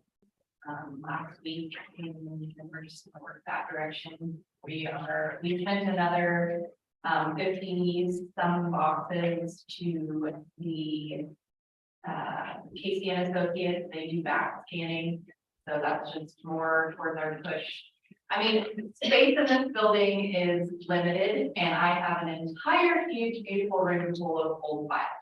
And it would be nice to get that space freed up, all of those cases back scanned, so that people in the public that need that information can have it quicker because it's digital. And then also we'd be able to use that space for something else. The only other thing that I would mention, and I know that we talked about it briefly last year, is the potential to have a surplus auction. Part of what's in that vault is a ton of old equipment. And I remember vaguely last year, the discussion was the cost of hiring an auctioneer may be prohibitive. So there was some discussion about maybe just listing that they had in the papers for listing all of the items that we all had. I didn't know if any thought had been given to that. Jeff and I just talked about that the other day and how to proceed with that, because I think we've got a corner over here full of stuff, and to me, I think we want to put it on the website, put it in the newspaper, have a sealed bid. I don't care if you want to offer to employees first, you want to put it however, but it needs to be put out there. You'd almost have to make it public wide, because if you did employees only, you could be called that you did something that shouldn't have been right. So I think you do it, just put it out there, and maybe one Saturday when the weather's nice, if we still got stuff, put it out there and we'll go outside. Maybe each department feel like they have stuff they could unload. The schools do a silent auction, or like I'm spreading out. And that's basically what you do on a business. I mean, you put everything out, let people, that they have it like set out so they can come and look at what it is. And if somebody wants to bid all of it or part of it, they can. Maybe we should do the backyard. I'm not for the front yard report. I'm talking about if the spring is there after that stuff's gone, put it out there, whatever's left, have a junk dealer come all along. In Overbrook during my garage sales, they set up their own, like, sale in the old school, gym, and they put all of them in the house for sale, and then they have their own sale. I don't know if you guys can really do. Nice to do that other than. I guess we could do it in the Warriors. I just know that I have a great deal of stuff in our vault, and I've been over to the senior center, doing some moving around the boxes over there. I think there's space and got a lot of. So is there anybody we can make a list? Can we get each department to make a list of what they have in surplus? I put out something a while back from all the department heads to just kind of go through their own stuff, make a list, and then we'll kind of put it all together, kind of see things back. The deadline. Yeah. What's your? Let's start. Get to that. Because we have Ecodevo, we can put another link on our website to surplus items, and you can have a list, and people can go in and bid on. Once we get our Ecodevo position filled. That's what the state does. I mean, and of course, the state, there's a big website and pictures of different things, and they'll have different items that will come on there and come up for sale, available to the public. We can just do something similar. Right. We don't want our guys moving it more than necessary, but at the same time, it needs to go. Maybe some offsite store shopping. So can we just set a deadline for them of when to have their information submitted? And then we'll just have it all ready to go, and then we set the date to actually do the event. That gives them a deadline. Well, I was talking about not even in event, it's something that's on our website that people can view. I mean, unless you want to do it. Photograph of it. Yeah. Right. Description to the code, put it on there, and it would be something that they would bid on it, and the bids would come to the central location. And then if you put a deadline on it, at the end of that deadline, bid. And then whatever's left for the talks.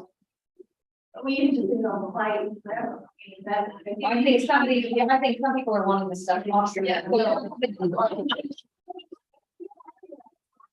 If it doesn't sell by this date. Right. It's going to the county dump. Right. You shouldn't keep it around, just got me. I donated to the. What's that thing, another man's trash? One man's trash is another man's treasure. Let's hope there's a lot of people that treasure old government A stuff. significant amount of it is technology equipment that they pulled out of the courtroom because it was no longer working, usable, things like that, so. It would be for like. Which brings me to an interesting question. If we have computers, we need to make sure Sunny has the hard drives or whatever, so that information is not getting out. So we gotta be very careful on computers that are in the courthouse. Yeah, the state won't sell No, electronic devices with hard drives. They have to be pulled. Computers or anything, it's just like mixers, sound. I have a question on your records. So as you're digitizing them, what do you do with the actual record? Is it destroyed at some point? So this company, so we had sent, I think, 21 boxes about 3 months ago. He's almost finished with those. And then the additional 56 boxes that he came and got, he can bring them back to site and then we would destroy them. But the company that we use for destruction charges, and it's less and more cost efficient to just have them destroy them up there. So they come back in a PDF format, which is obviously searchable within our office, but not searchable for the public if that they get. But we will then use those PDFs that are already scanned, you know, the manual process of putting those through our scanner, pulling all the data, that's already done. So then we call it our CCMS, our centralized Case management system. That is a statewide software. Kind of about 6 quarters at this point that aren't on it yet. But we would then use that, we would open the case in our CCMS and then just basically import that PDF into that software. So then it would become searchable, the case would be searchable. As it stands now, when the public has a records request, they have to come into us and we can search, you know, manually search for that. So in the big beautiful space filled with boxes, Yeah. how many boxes are in there? Like, what's your time frame of being able to- Well, you guys let me encumber some funds over from last year. I really don't want to lose those funds. So my goal would be to spend as much of that encumbered money as I can before the cutoff, when the audit begins. But I would say that it's probably a next year goal to be done with, unless the county was going to allocate some additional funds. It would be me spending the encumbered funds that I have encumbered by the deadline and then waiting until the end of this year to see if I have funds that I can encumber. And then towards the end of next budget year, that's really where I'm at. Just using some of what's surplus in my budget towards the end of the budget year that I see that's gonna be extra and then sending them off. But certainly if you all wanted to just get rid of it, they would take it all tomorrow. If I called them and said, I'm gonna box all this up, come get it, they would. So once the space is opened up, what is it space you're wanting to? I think rather, so as it stands now, we have a chief CSO that comes over twice a week and spends 2 days a week here from Franklin County. She doesn't have space, so she all migrations at the end of our table, our conference table that is like the attorneys use for conferences. So she sort of just sits in there with her laptop and she has a box that she rolls around. So it would be nice to get her some space. We also have intensive supervision, which is community corrections. They are KUR, or not KUR, KDOC employees. Right now, he sits 1 day a week in my law library, and then he sits the other day of the week actually over at City Hall. They used to have a lease with Kevin Payne across the street. They lost that lease when Kevin sold that building, so they do not have an office. So it would be nice to give them some office space. I think so those two for sure. It would be nice to sort of have them actually have home. That offer is currently in. The only person left over there is Teresa Oliver, which is SOS, which I think the county makes a donation to SOS every year. So in my perfect world, from a safety standpoint, it would be nice to get Teresa into this building also, and then that money SOS would be saving from having to pay a lease, and I think kind of you guys would be donating that as well. Those are some of our grants. So the people that are doing your digitizing, Matt, are you using the same company or are you using a different company? We're not using any money yet, we're exploring options. I would be interested. So is that a company that will do more than just your farm? Yeah. And you guys are digitizing all of yours too, correct? We are, But you're with a different company altogether because it's a different system. correct. So what they're importing is going to be imported into PPK. So what we started, January 1st, 2022, everything is digital in our case file. In the current system, all of that will be transitioned over. So 2021 and prior will still be the old method of storing, which we actually have some boxes even from the 90s that we need to go through. We do have quite a bit of shredding to do on the cases that are beyond the legal requirements to maintain records. We do have several boxes of the field, tailored to an example of things that you have to hold on to for 99 days or 99 years, things like that. But once we do this transition, we shred everything that's beyond the required dates to keep, then we'll do an audit and figure out whether it's cost effective to do the digitizing and spend that money, or just keep them in a box in the back room until the 10 years expires. The things that we need to keep definitely probably should be digitized at some point. I'm a little, I don't want to commit to any of the projects that are going to cost my department money until we get through this PDK transition and everything and get through this year. There's gonna be a lot of transition. So when you digitize it, you still keep some of the hard copies? I have to kind of look and see what the requirements are on digitizing, because as everybody knows, in the court system, all the digitizing stuff, the law hasn't caught up with it yet. So the requirement is that we keep most things either 5 or 10 years, standard regular cases. I believe that it's fine to keep them in digital format. I know that a lot of private law firms do that. I don't think there's an issue with that. When it comes to the appeals and things that have to be kept for the 99 years, more definitely, that's a little bit more scary to digitize that and put it out there in a format that's not tangible, because what if a hard drive crashes? What if your backup server goes down? Things like that. So that's a little bit more uncomfortable, I guess, if you will. But it's something that we'll be looking at moving forward. And then while I have you guys, just 2 quick thoughts on the excess equipment idea. Before we broke into the town, there's probably a lot of things that just because of the type of wire and stuff could be recycled possibly. And then also, before we open it to the public, once we have that list fully prepared, all the departments should go through and make sure that there's not anything that can be reused in the department. I think we did that once. I don't know. It's my list. And a lot of, a great number of files that I have did disperse that way. Yeah, I have some chairs in our office where where I sit, where my desk is, and we have 3 chairs in there that are great. They're in working condition, they look great, but none of my officers can fit in them because of their radio and holster and all the stuff that they wear. So they're always sitting in my office like this. Excited. And stuff, so I'd like to at some point push those out. So if anybody has some chairs that don't have rails on them, that's what they would find. You want a bench? Sure. You got Can they? plenty. Oh, no, you're saying. No, I think different. I think they were purchased, I don't know for sure. I'm guessing they were purchased when Dutch Goddard's redid the Chinese regardless because they were kind of that style. They just aren't very law enforcement. HR is completely paper, Second. all of our files are paper. Rhonda, how much of your stuff can be digitized? Probably quite a bit of it. And then does it need to be saved, or is it once you digitize it, you get rid of it? I would have to look, I think resolutions we probably would have to keep in the form they're in, but.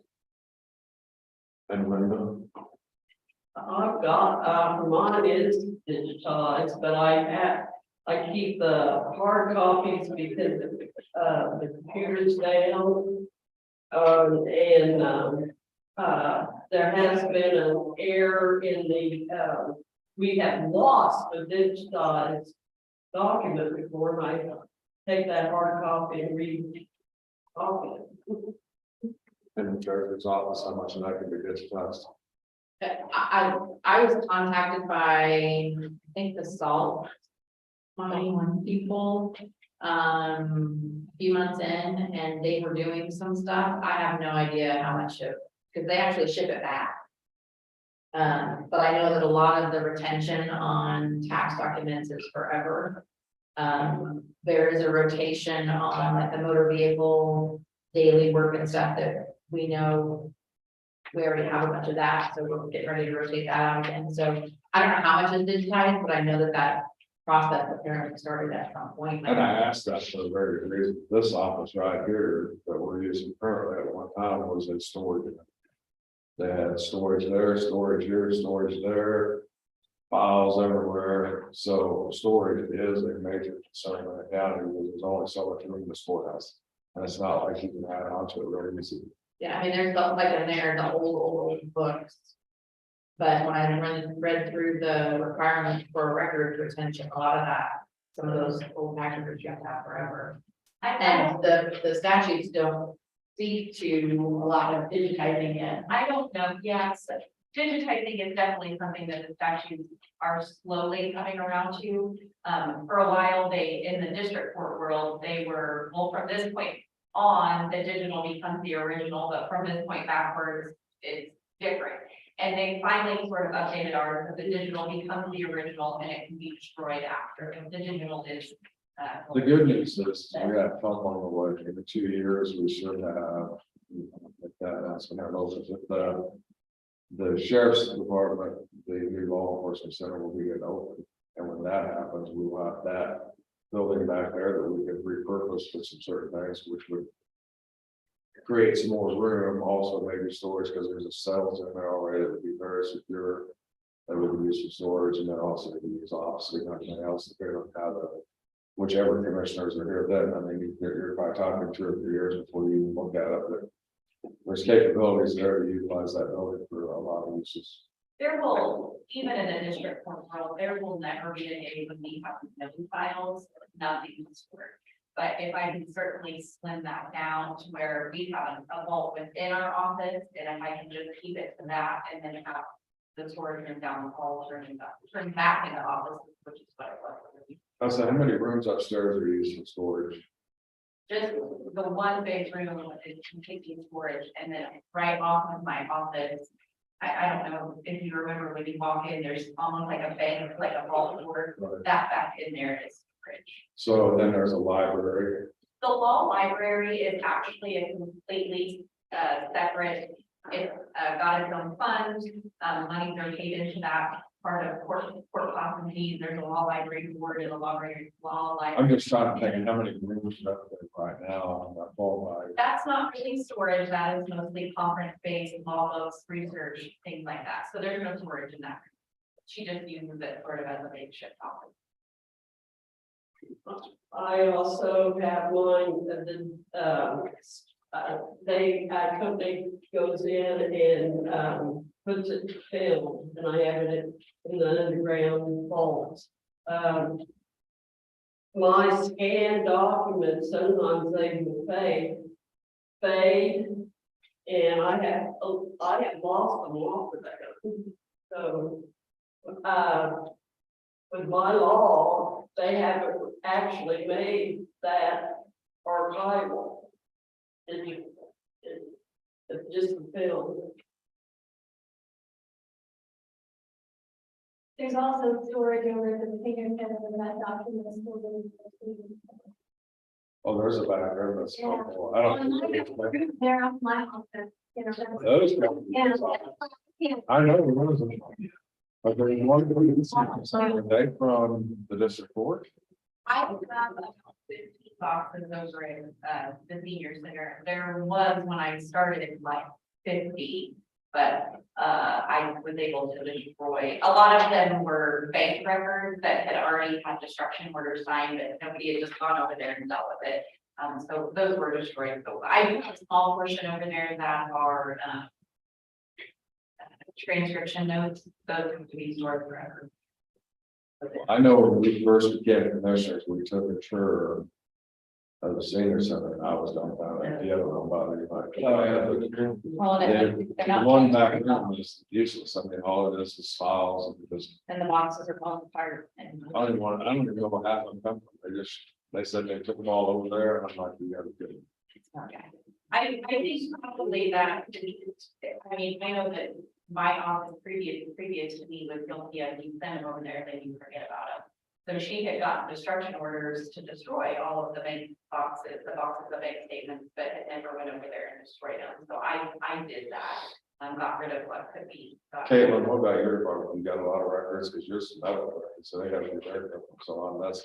So how we do things is like the vaccine, it starts off as paper and then we transcribe it into the web ID system.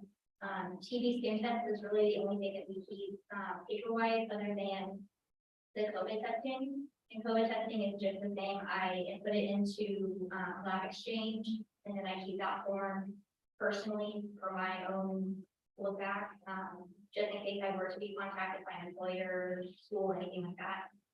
But otherwise, we don't really have very much now at this point that we have to keep.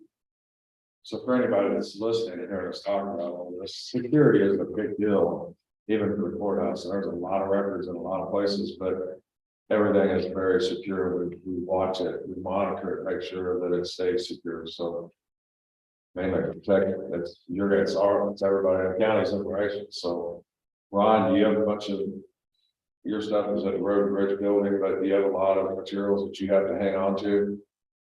I know you got a bunch of bridge plan. I mean, there's 200 bridges. Speaking on the bridge plans. Mylars, mapping and stuff from, clear back, like before Moon Lake, and then we have some of those, we had some of those just the other day. We had some guardrail questions come up. We have, transaction file paperwork, that's stored in another area. We keep that.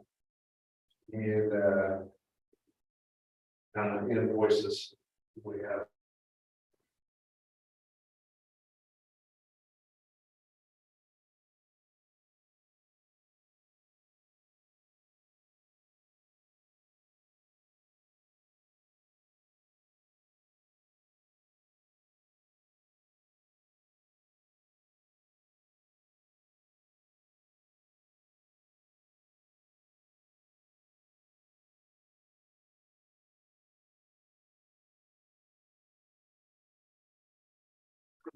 Up to.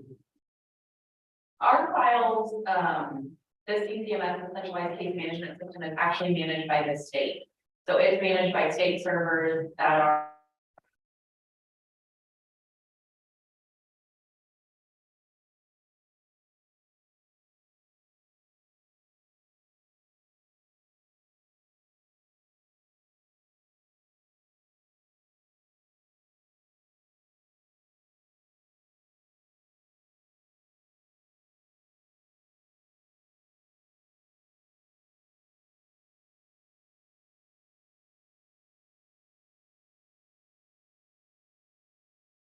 Digitizing can be scary because of the, well, what if something happens to that?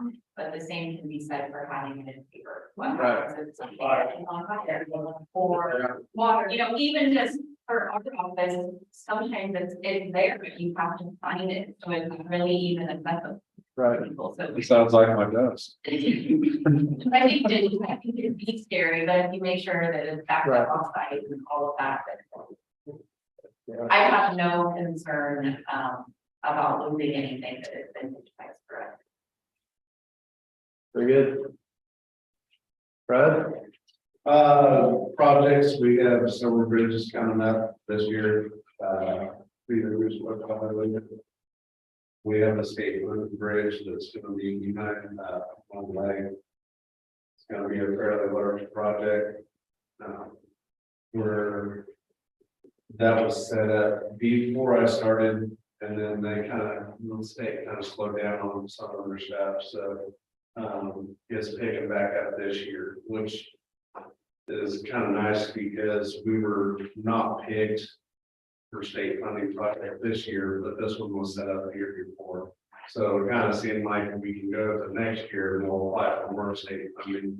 And we'll already have this one here. It's an 80-20 split and it's a 1.7 million bridge. It goes from 110 miles, so, that funding, anytime you can get that from the state, that helps coming out. Immensely. Second one where you can take another bridge out too, they give you more money to do that. Yeah. You can close the bridge. So that should put us on schedule if everything goes right. We'll have 5 bridges being done this year, plus the regular, we want to do chip and seal miles this year, which we did get. Some roadways selected and get that taken care of, because last year we put off the chip and seal because of the price of the asphalt. Where it came in, I do believe it came in, we had to get rid of 3 miles, and we were still at 882,000 for our hard surface road. Which salt and sand comes out of that too. So What's the number of bridges and culverts that the county has? what number of bridges do we have? The last I heard it was like 230 something, is that correct? Yeah, probably. Yeah. Which sounds like a lot, but I guess we'll have all the water that we have. It is, and there's some of them that don't qualify as bridges, but are still a large enough opening. So they call it, is it a culvert then, or is it a bridge? Yeah, they call that a culvert. If it's less than 20. Then that's, even if it's a box bridge, it's still registered as a culvert. So is that based on the flow rate that goes through it? What's Is that? it based on the flow rate that goes through it? It pretty much the length and flow rate. I know I've learned a lot about bridges and culverts in 2 years, Yeah. probably more than I care to ever know. But it'll be another busy year for us, so, and, we've had some pretty good luck, we're knock on wood, that we haven't had any too bad storms this year. So all the bridges that we're replacing are already on schedule, right? Yes, Culverts, though, there's still some of those that may not know what they are. yeah, we're still finding them as we're going. That's just kind of. So if people see a problem with a culvert or something, they need to contact the road department about it. Oh, yeah. We don't see them every day, so. Yeah, they usually don't have anything to reach out when they see. That's it. Right. Good man. What's your calling it? Young man. Like taking on instead of my community grant. Finished up on LEPC paperwork. And wait for that to all come back. I got some community training and we need some volunteers for. So I'm going to do for rooms. It's a disaster recovery. I think they're doing.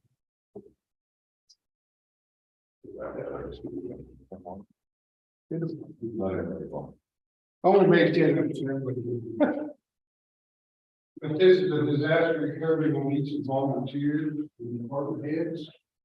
to Go along with it. Is this different than the one we have our meetings on? This is the same order. No, this is a state and fair training, and they're actually doing it backwards. Generally, they come up with a plan, and then they practice it to see how it works. This time, they're going to practice it and create it. And our other one, I was still on it in February, then I seen the meeting date. Yep. Thursday. LEPC. You know, I'll be doing that.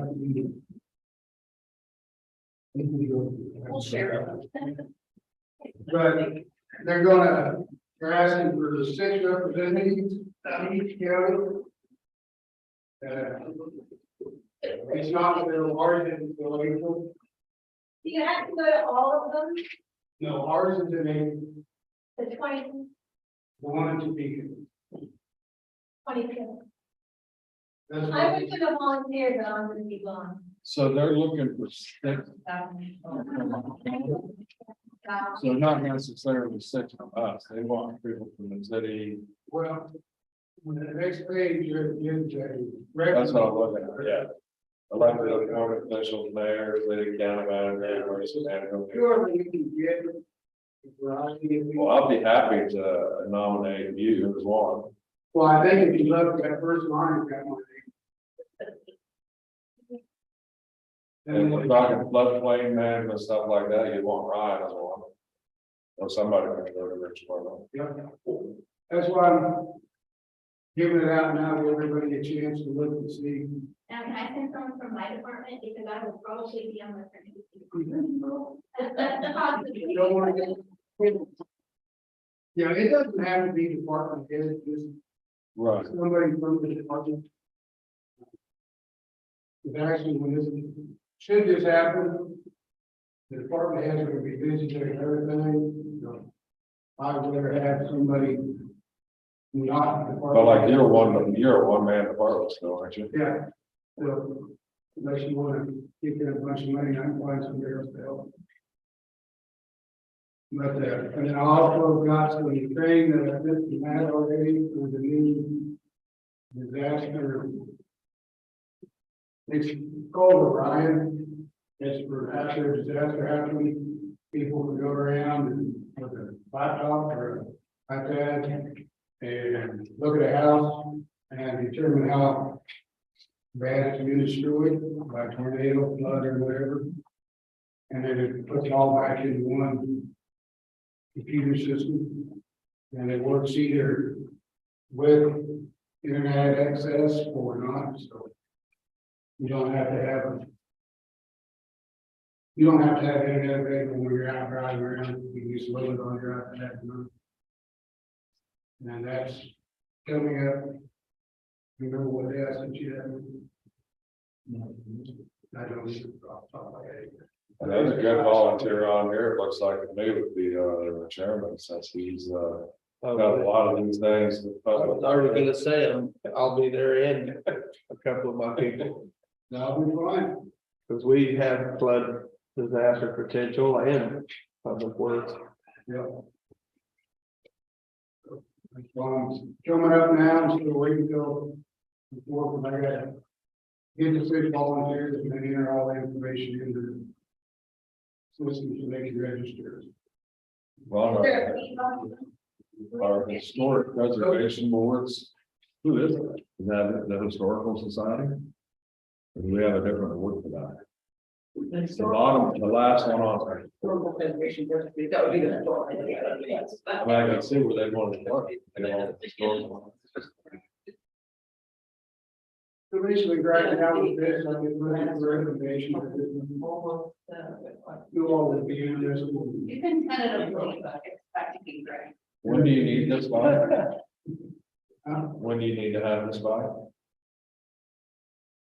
I'll get it next week, week after. And if there, volunteers, just email me the information. Phone number, email address, if you have any special dietary concerns, they will provide. I eat it all. You don't need any help with the tabletop, or are you not doing the tabletop?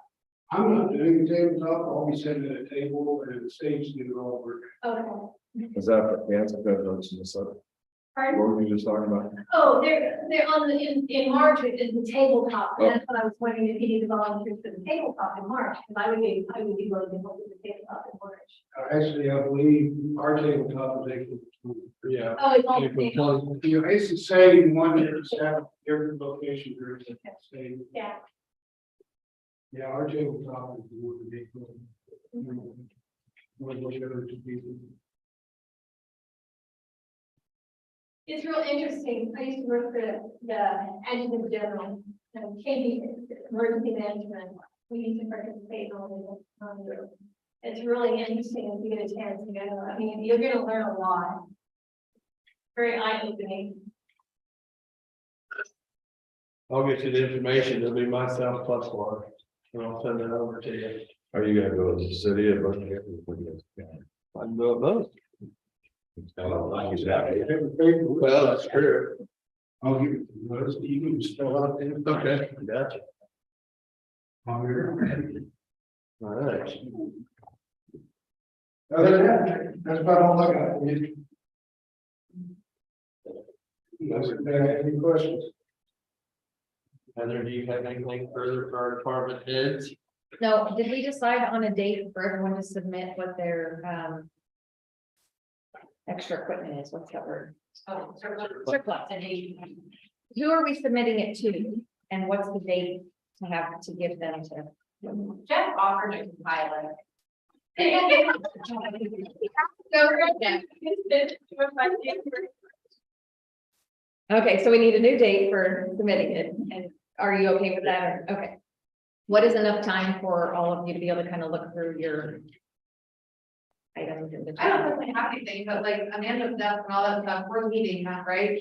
And hopefully get a replacement one day, right? Yeah, it's probably gonna be reconfigured somewhere else, but yeah. But I just didn't know how much time each department felt like they needed to give us sufficient time to look. February, whatever, Megan. 15. Yeah. That's all. I'm just thinking mid-February. Yeah, by the end of February, probably middle of March, if we did start stuff up, we put outside, so, because the weather will be nice enough. How about the last date of February? Have everything submitted to Jeff? Is that enough time? We have, I mean, we can start putting it on there as you get us. Who has the ability to put it on the website?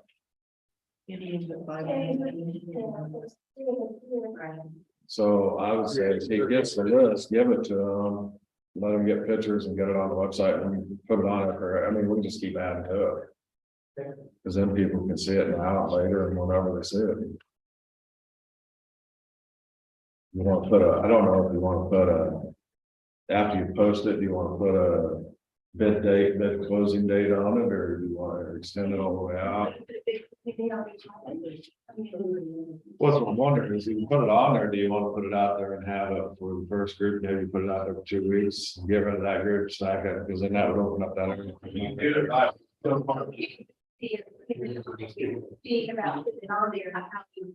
Say let's get. That way you don't have a bunch of different days or whatever.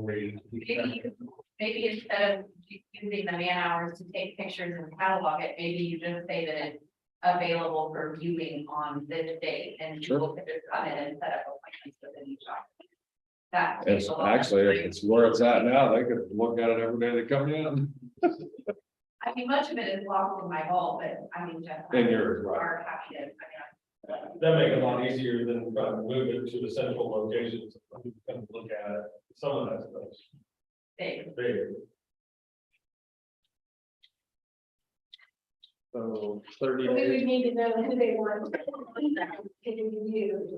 We were gonna have that contact to look at it. So if we're gonna put that on the website, we need to know that.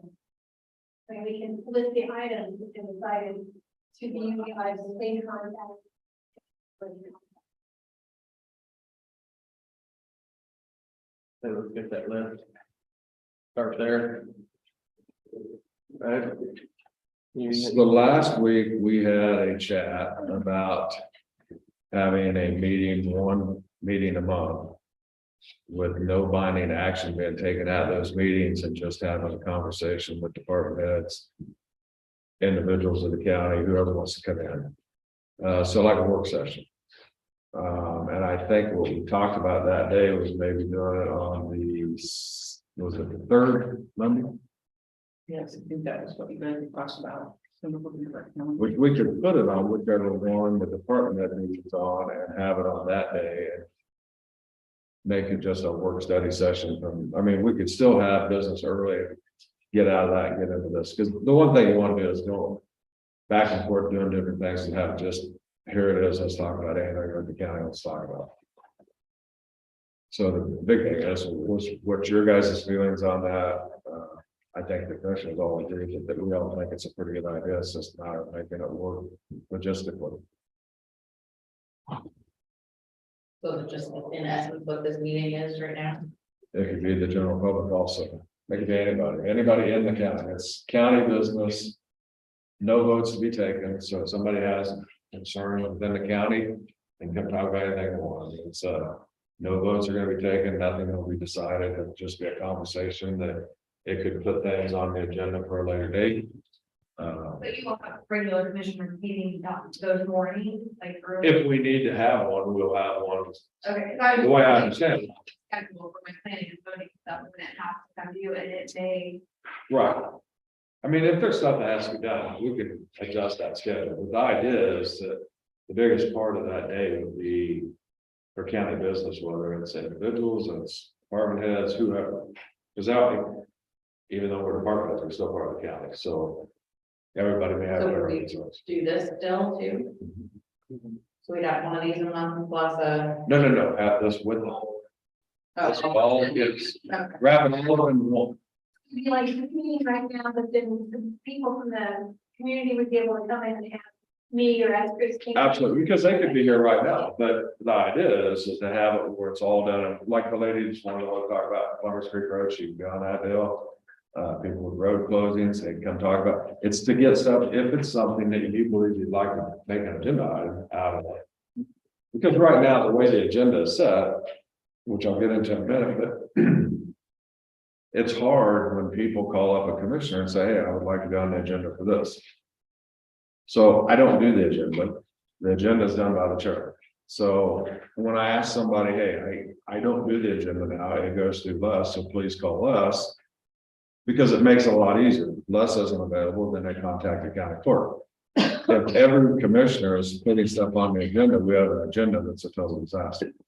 So that's why that's set up that way. That's the one responsibility that lies on the chairman heavily, is to make sure he's got his agenda in order, or hers, to make sure everything runs smoothly. So that's the reason. So that kind of in a nutshell is that there's a lot of things that never need to be. We don't have to have votes on them. We don't have to do this on them. There's some stuff like today, we had the paperwork that a question in the Rhonda, that could have been handled. We don't even need to have a meeting on it. So if it's an agenda item, then you put it on the agenda. If it's not, then we don't need it on the agenda. I mean, it just simplifies things and makes it easier for the public to see what's going on. We're going to talk about transparency a lot. So that is some stuff that I think would help in a lot of areas. I would also, but since we have almost everybody in here from the elected officials, I would like to acknowledge Les and the job that he's done as the chairman for the last 2-3 weeks. As everybody's seen, there was some stuff that was put out there that might have been not too popular, and he kind of took some beating from the public and whoever. So, but I believe, listening to the officials as they was contacting me when they found out I would not be the chairman again. And I followed the advice of those elected officials, which is why I nominated you as chairman. So there answers your question that I would not answer until today, because I wanted all the elected people here that were involved in it. Unfortunately, there's some that aren't. But I think Les has done a great job. I think he's going to continue to do a great job. I look forward to working with him. With that being said, one of the things I know, I work a block from the courthouse, so I'm easy to get a hold of. But there's still ways that we want to do things, and that's, we go through the chairman. If you need to get on the agenda, I'm not saying I won't talk to you, don't get me wrong, I'll still talk to you, but if you call me, I'm going to say, I'll call down there and get you on the agenda. It goes through there because it makes the system work. Rhonda's the courthouse contact for it, so if you want to be on the agenda, you're in the courthouse, go talk to Rhonda. Rhonda can contact us, and they handle it that way. That's how the system's always been. That seems to work the best. And I will always be available by phone, so call me if you want to. And I'm looking through my notes to make sure I'm not forgetting anything. I think that's the only thing I have. Okay. Oh, go ahead. Just to make sure I understood, so did I hear you correctly, Jay, say that, you took recommendations from elected officials for your nomination to make us the chairman? What I said is, I listened to what the elected officials told me. Well, you only have, you can count the numbers. Once you get to a majority, I don't need you to pass that. So, and I chose not to. I mean, I did what was in the best interest of the county, and I think it's proven over the last 3 weeks that the best person that's sitting on this board is our chairman. So, I just wanted to make sure I understood what you said.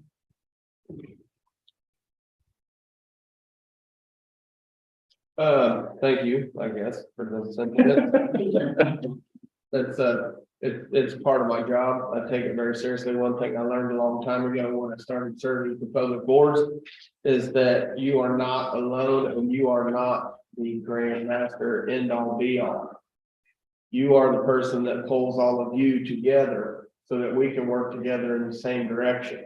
One of the things that I keep reverting back to Burlingame, that's where the majority of my experience is, but one thing that I learned back then was it was much easier to get in the same boat and paddle in the same direction with your arguments as opposed to have many different boats going in opposite directions. That's pretty simple. You'd be amazed at how many people don't agree with that. We have a big job here at the county, and the whole reason I signed up, whether I sat in the chairman's spot or whether I sat in one of these other seats, it didn't matter. The whole reason I wanted to get here is to help. I want to be here to put you with you for all of our citizen residents. I like to use the term resident citizens. It can be a very binding word in itself. But the bottom line is, I hear a lot of things. I heard a lot of things growing up in this county. There's been a lot of issues with the county, be it true, be it not. But instead of calling and ripping on people and saying, I heard this and you need to fix this, I chose to get involved. Come to this level, learn what's really going on, visit with everybody and try and fix it from that angle. You guys are elected officials, you're here to do a job just like I am. And I'm not gonna help you if I can continuously just beat down on you. There's gonna be things that I want you to do that I think that you can do in your department to make help. And I'm gonna recommend them to you. I'm not gonna sit here and keep kicking you. It's just not how I act. It's not how I work. If you're not doing a good job in your department, the voters are gonna see it. They're gonna vote you out. Same as me, same as Jake, same as Heather. That's just how it is. That's the beauty of this country.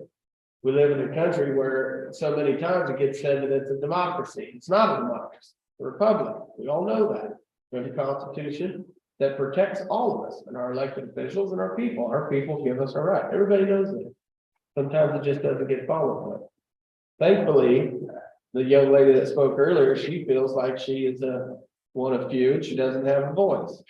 The argument I have with that is she does have a voice, and we showed that today. We have certain codes that people are supposed to follow, and that's part of what we do up here. We can't go to them and say, I demand you do it this way, but we can say, here's our code. And we're gonna hold you to it. And accountability is the biggest thing that we commissioners here do. We hold ourselves accountable and we hold you accountable per our great constitution. That's how I feel about what I'm doing up here. So if you have an issue, you have a problem, you reach out to me, let's visit about it. Don't go, if you feel the need to go around my back, it means that I haven't done my job in reaching out to you and making you feel comfortable. Call me out. Don't go behind my back. Call me out. If I'm doing something wrong or something stupid, if I'm overstepping my bounds, put your fist down and tell me, Les, Mr. Commissioner, however you want to address me. Current choice words, it's fine. I can take it. I'm a big boy. The young lady that brought up her opinion last week about how I got in this position, that's her opinion. I'm not gonna cry about it. I didn't go home and kick my dog. It is what it is. She's upset. She has her right to be upset. So sometimes I might go home and want to kick the dog and get hurt and things like that, but I don't. At the end of the day, I learned that if you're gonna be in this position, you're gonna have to be tough. You gotta take it, because every one of us are allowed that opinion. So that's my speech. so to add a little bit to your speech. Really? You're gonna go mess it up? No. I gotta make sure the appointed people deserve that same right, because we appointed you to do the job. Right. So it's your job to do, if we have questions on it, ask. Right. So I would say they earn that same right as an elected official, as an appointed official. There's different rules for you, but when it comes to that part of it, I think that falls under the same avenue. But Other than that, I don't know what I should speak to. okay, good. How long do you have to read that? I didn't. Okay. I shoot them in the hip. I taught out of honesty because I don't want to be caught in a lie. You know, if you tell everybody the truth, you don't have to worry about being caught lying. Bottom line. So if you do have an agenda item or whatnot, you guys all work in the courthouse and you work with Rhonda. Let's keep this simple. And then Rhonda and I will visit with her, she will visit with me, whatever, and then we can go over the agenda and keep it streamlined. I don't see any reason in doing it any different. That's community, unless you have a different way you'd like to, but that to me seems like the most simplest way to do it. So moving forward, that's how I would like to handle that. And again, if you guys have an issue, reach out. That's what we're here for. You know, I got a full-time job in Burlingame and I've made one heck of a commitment. And I know it. There's a lot of people that look at me and say, you're nuts. How are you gonna run the city and the county at the same time? Well, I'm gonna do it with you guys. I'm gonna do it with the people I hired in Burlingame. Same thing. You know, we're gonna work together because we gotta move this county. We got a lot of work to do. You guys have a lot in front of you, just like we did. So I want to be support, not a hindrance. So anyway, that's what I have on that. Is there any more from the department heads? I had a couple things. Yes, ma'am. Okay, and I won't go over my office stuff, I'll just go over the stuff that we're gonna move the postage meter. Anybody who's in the courthouse and uses it has probably dealt with the issues. So I called the other day and kind of had a little bit, and they said if it was plugged in overnight, we wouldn't have these issues. Well, we have to pull the wire over across the floor and plug it into the wall. And if we do that at night, it's gonna be me at 7 o'clock on a Monday morning that's gonna fall over it. I'll admit it fully. So Sonny was here and he and I measured and kind of discussed and tested a little bit. And what we're gonna do is in front of Lori. So if you're standing at our counter, it would be on the right-hand side on that desk. That's where we're gonna put it. So people have to come further into the office to use it, but hopefully this will make it so that it is more friendly and works better because we're gonna have it always plugged into the internet, which is what they say it needs at night. So we are gonna move the postage meter. Inventories are due by the end of the month. Just a reminder, if you haven't turned yours in, I really need it so that the commissioners can go over them. That's an honest thing, that's not just thing. I think that's it. I didn't get to add one thing. Well, I had to think of it because I was. No, I was just gonna say, we're gonna be looking at getting some new computers. The treasurer's office kind of went first, so they played guinea pig, but ours are 8 years old, so we're gonna have to look at that. And I'm really hoping to be able to look at using the tech fund so that it comes out of that. I just want to make sure that I understand legally what we can use it on. The treasurer's office, everybody touches tax. So that makes it easy, but I just want to make sure that we're okay on that. And then I've got the stuff ready for the bids to go on the internet, and I'll be taking that to someone that can put it on. But I kind of want to go through Jeff to make sure my verbiage is right. So I will be doing that, and those are ready to go. And then we are still trying to, year end's done, almost complete. Now we're starting on the beginning of the next year, so we will be getting with everybody to get the numbers you want plugged into your line items from the budget. I mean, we've got the hard budget items, now we need this is what I want there. So we'll be working on that in the next couple of weeks, so be ready to hear from us. And you and I have a conversation about the entire here as well, honey, the girl that is almost 9 years old. Can we talk about that later? Good. Yeah, I did. I had one more thing. I got correspondence from the sheriff who was at a meeting today. But this is more of a PBC update, but since we're not going to take action on anything, I'm just going to read you what it is. April 1st, demolition of current EOC for room to start the dirt work. That includes weatherproofing current building after the EOC is demolished. So if you don't know what the EOC is, it's the wing that sticks out towards the bank.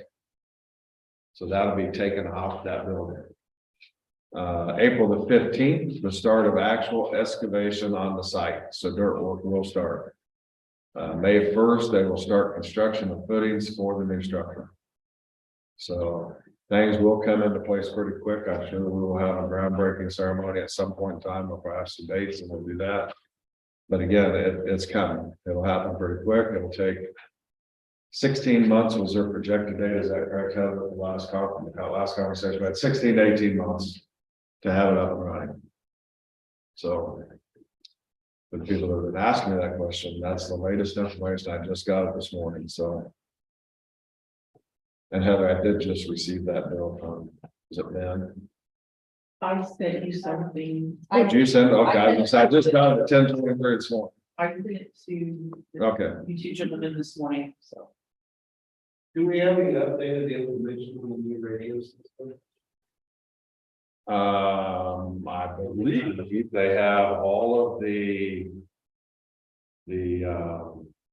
Radio sites done now, or contracted with. So they still gotta build the buildings and then they're waiting on roll it. Other than that, I can't tell you a lot. Okay. The sheriff will be here next week and we definitely talk to him about it. I would like to thank the commissioners for the pizza last week. You're welcome. The pizza on Monday. It wasn't the commissioner, it was me. It was because we did not put an award out for the best door contest. It was also because you guys have done a lot of extra work.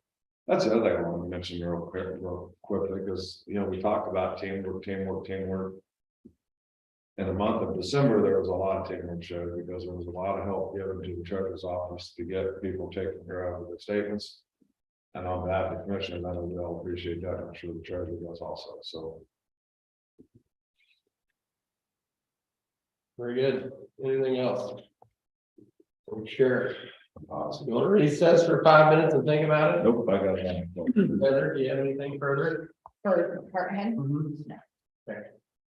We normally dismiss you guys at this time, or you can stick around, or however you want to do it. We're gonna go ahead and move on. Maybe we can skip the consideration. Yeah, that was.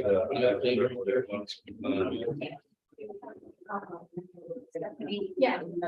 I brought those up. For the economic development. I actually don't want them. Yeah, here, let me take it. Hey, Stephanie. Would you grab Missy? And then would you come back? We're gonna talk about the office of base for economic development. So if we have. I would say that's that one. Oh, I would say one thing. We just want one thing where we can put everybody together, so you can talk about how it affects each department. That's why.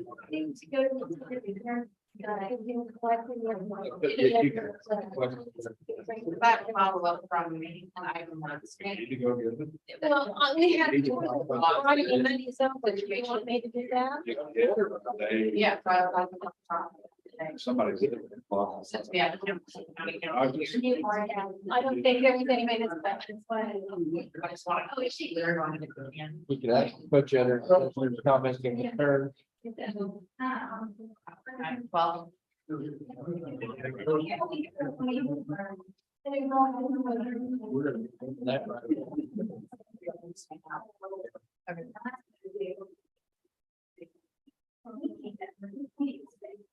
I think that's important.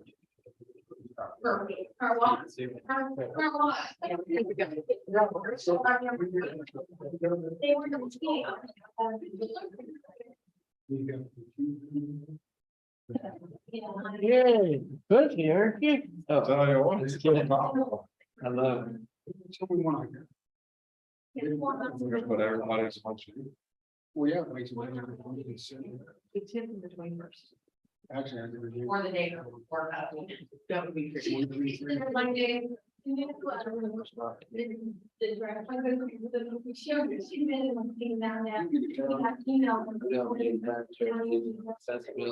That should be all you need. Thanks, sir. Okay.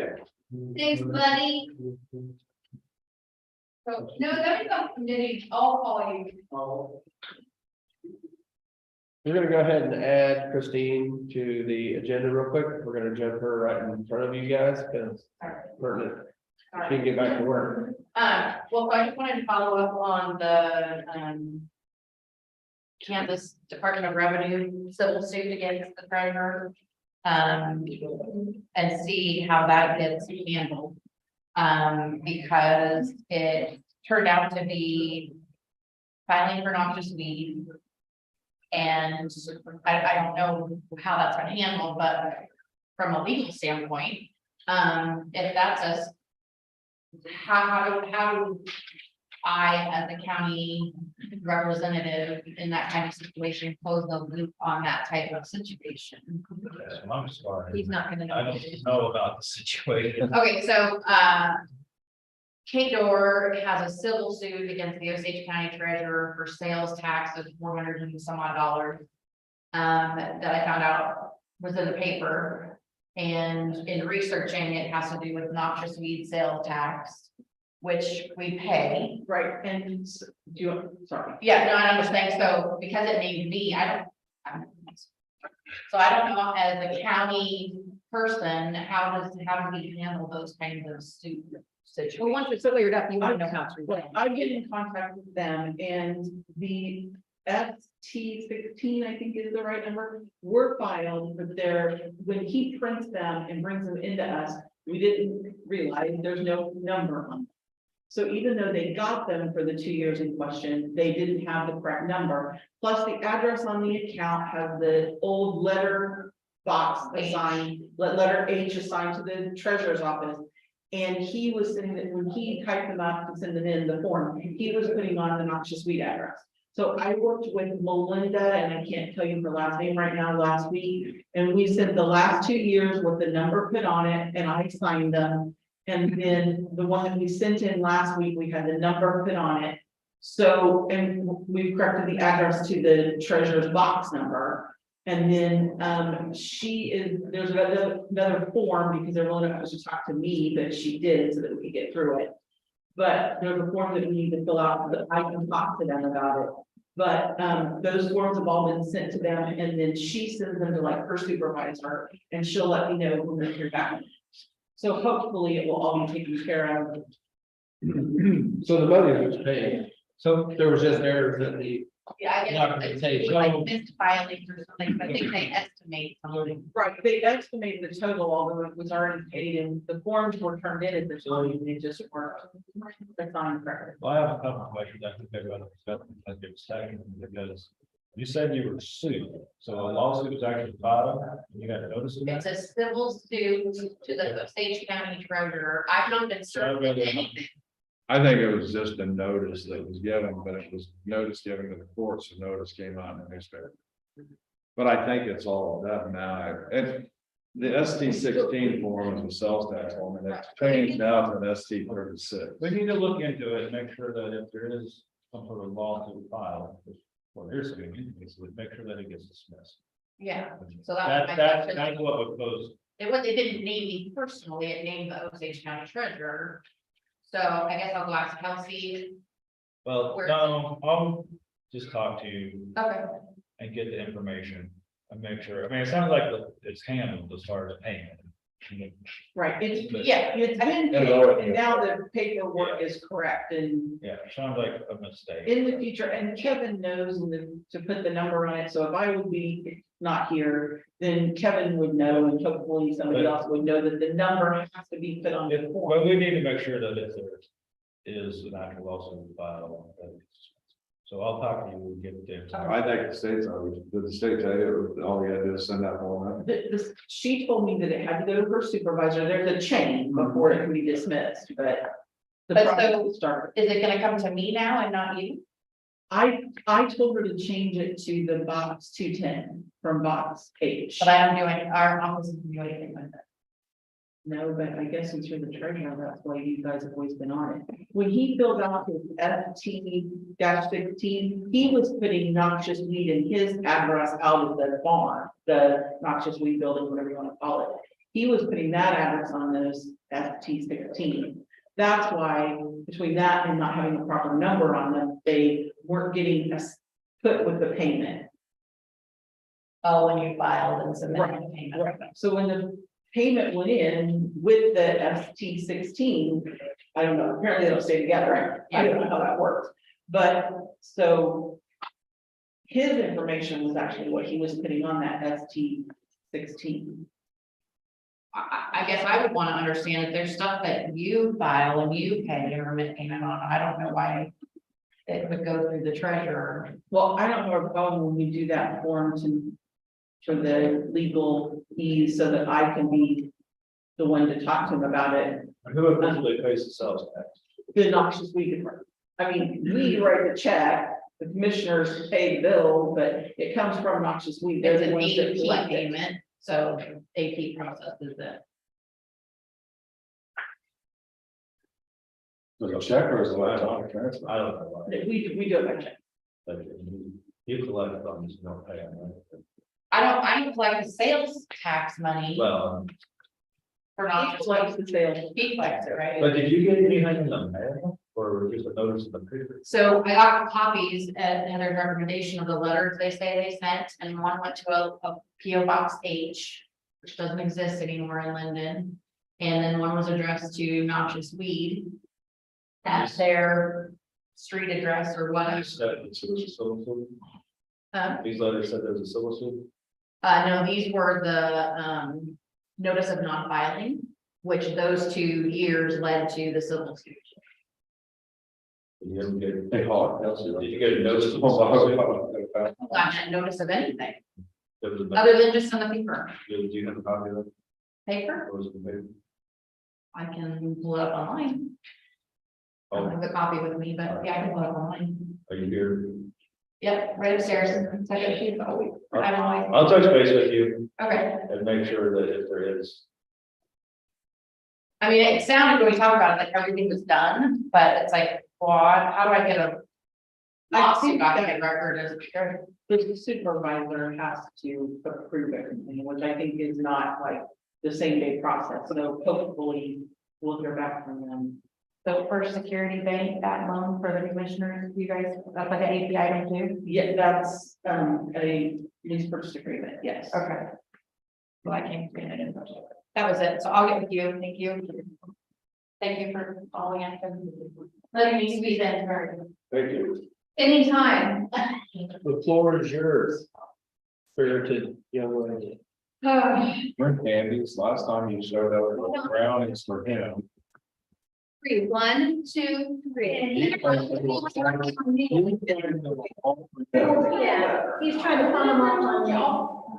Well, one, I ate 2. I did. Okay, so about this movement, I'll be honest, I don't want to move, and I'll tell you why. I have several times, not every week, just every week, hit miss in my office, let's be honest, other people calling, or whether they're emailing, or whether they're calling 50 times a day. When a family of 4 or 5 come in, I don't know if there's room for that over there. Or just sit down next to someone and help them fill out their permit. Running around in there. Does that make sense? I don't feel like it's conducive to the public. Me, I'll go in, I can work in a lot, I don't care. But I just don't feel like they can keep an eye on it, because in my office is open, I get a coloring sheets, a print off coloring sheet, off free website, whatever, and try to keep these little kids occupied. But I just don't feel like there's room. There's not any privacy. I get that. Where they want to move you? I thought we were talking about. Well, this was a conversation a long time ago, but we never decided. But I don't, I think that was a really, listen, I think that was a really conversation. There's nothing on the extraction or the work like that. The movement we're talking about now is the economic development, which has nothing to do with your office. Other than that's. Well, because I just had an idea and there's possibly another idea and I'm kind of open to either one. But if I think we need to have a professional space for this position and we'll hopefully fulfill it at some point. So where it's at now, I just don't think is an option. So we can either bring that desk out and put it on the opposite side of the wall. And, you know, those filing cabinets are probably gonna have to swap places or something. And then that desk space can be set there. And I think there's enough room for what her configuration was. So we could do that. Or the other thing is you're here part-time. It could also be shared with your space. If there's enough room, because they can't share desks. that they would need their own desk if her space was shared. You've got the table there, either that could stay, if you need it, use it, and then where your chairs are at is where the desk probably would have to go, or however you think it would work, but. So there's a couple different options on. And I don't. It's just for this, I'd like to make a decision and then get the desk all set up and ready to go, and then whenever someone's tired, it's just there and ready. So we're not trying to figure it out. I'm not a fabric maker either, right? So what are your both of your thoughts on either one of those options? The only thing, with mine is that most of the new hires, when I do orientation, are Mondays and Tuesdays. And so if they're working Mondays and Tuesdays in my office, the employees are sharing confidential and I mean, I don't have a problem with it. We just have to find a place where I would be able to really meet and, you know. So the idea would be that would have to take place because first we have this room we could use also, but more importantly, that. The thing we're talking about the Echo Devo position is we know that most of that time is not going to be spent inside the school. Yeah, no, and I understand. Amanda did a lot more than just Echo Devo. We want to gear this. So you just need a desk. Whoever this next person is needs to be geared towards nothing but economic development. They don't need to be worried about IT and all that stuff. We need them worried about economic development. When I say that, IT may include some of that, but I don't want that to be a main focus. I want to worry about getting out, getting stuff built in the county, talking to the cities, showing them what you can do, what you can't do. And going to all these places, building up the county to create more housing, to create more opportunities. Because all that brings in more revenue, which in turn does two things. One, you can use that money to reduce taxes. We can use that money to help with cost of living increases. We can use that money a lot of different ways, but we can't just keep raising taxes to pay for stuff with what we have. We have to create, or we have to stay stagnant. If you don't create, you gotta stay stagnant, then you got troubles. I don't mind sharing my space, like, I can, there's where I'm gonna move this file, like, just swap the filing cabinets to the other side of the wall. And then that will give Kena plenty of room, and we could minimize. You know, I feel that old map printer, there's so much space in there. You have a lot of space up there. I have no use for it. It doesn't work, I have no use for it. We could get rid of that, maybe even move Kena to my wall. And then that whole wall would be available if we move this. Because with that Mine is different, I don't mind hearing, but if you guys decide whatever. Well, and we can put a desk in mine. It's just that, well, the Monday thing is an issue because I would like for that person to have a desk here, which is their main hub. However, they're not gonna have set hours. They're gonna be coming and going, and it's gonna be a lot remote type stuff. But Mondays is the day they're probably gonna need to be here, and that's the one day that, you know, you're here Monday, Tuesday, part Wednesday. So Monday is the main day they'd be here. So if that's a conflict, then maybe it is best. And she has more room than you, but it's really it's a very fluid position. The reason they would be here on Monday though is just because commissioners are, usually don't get it on here. Their work is. I would have a problem. We could actually. Yeah, I mean, if we're looking at the best option that shows the county that. Well, that was not the same thing. Because. What are we on right now? Give her one of these file cabinets back there, so she can have one file cabinet, and I can have the other file cabinet. We put the printer between us, so she could use both printers.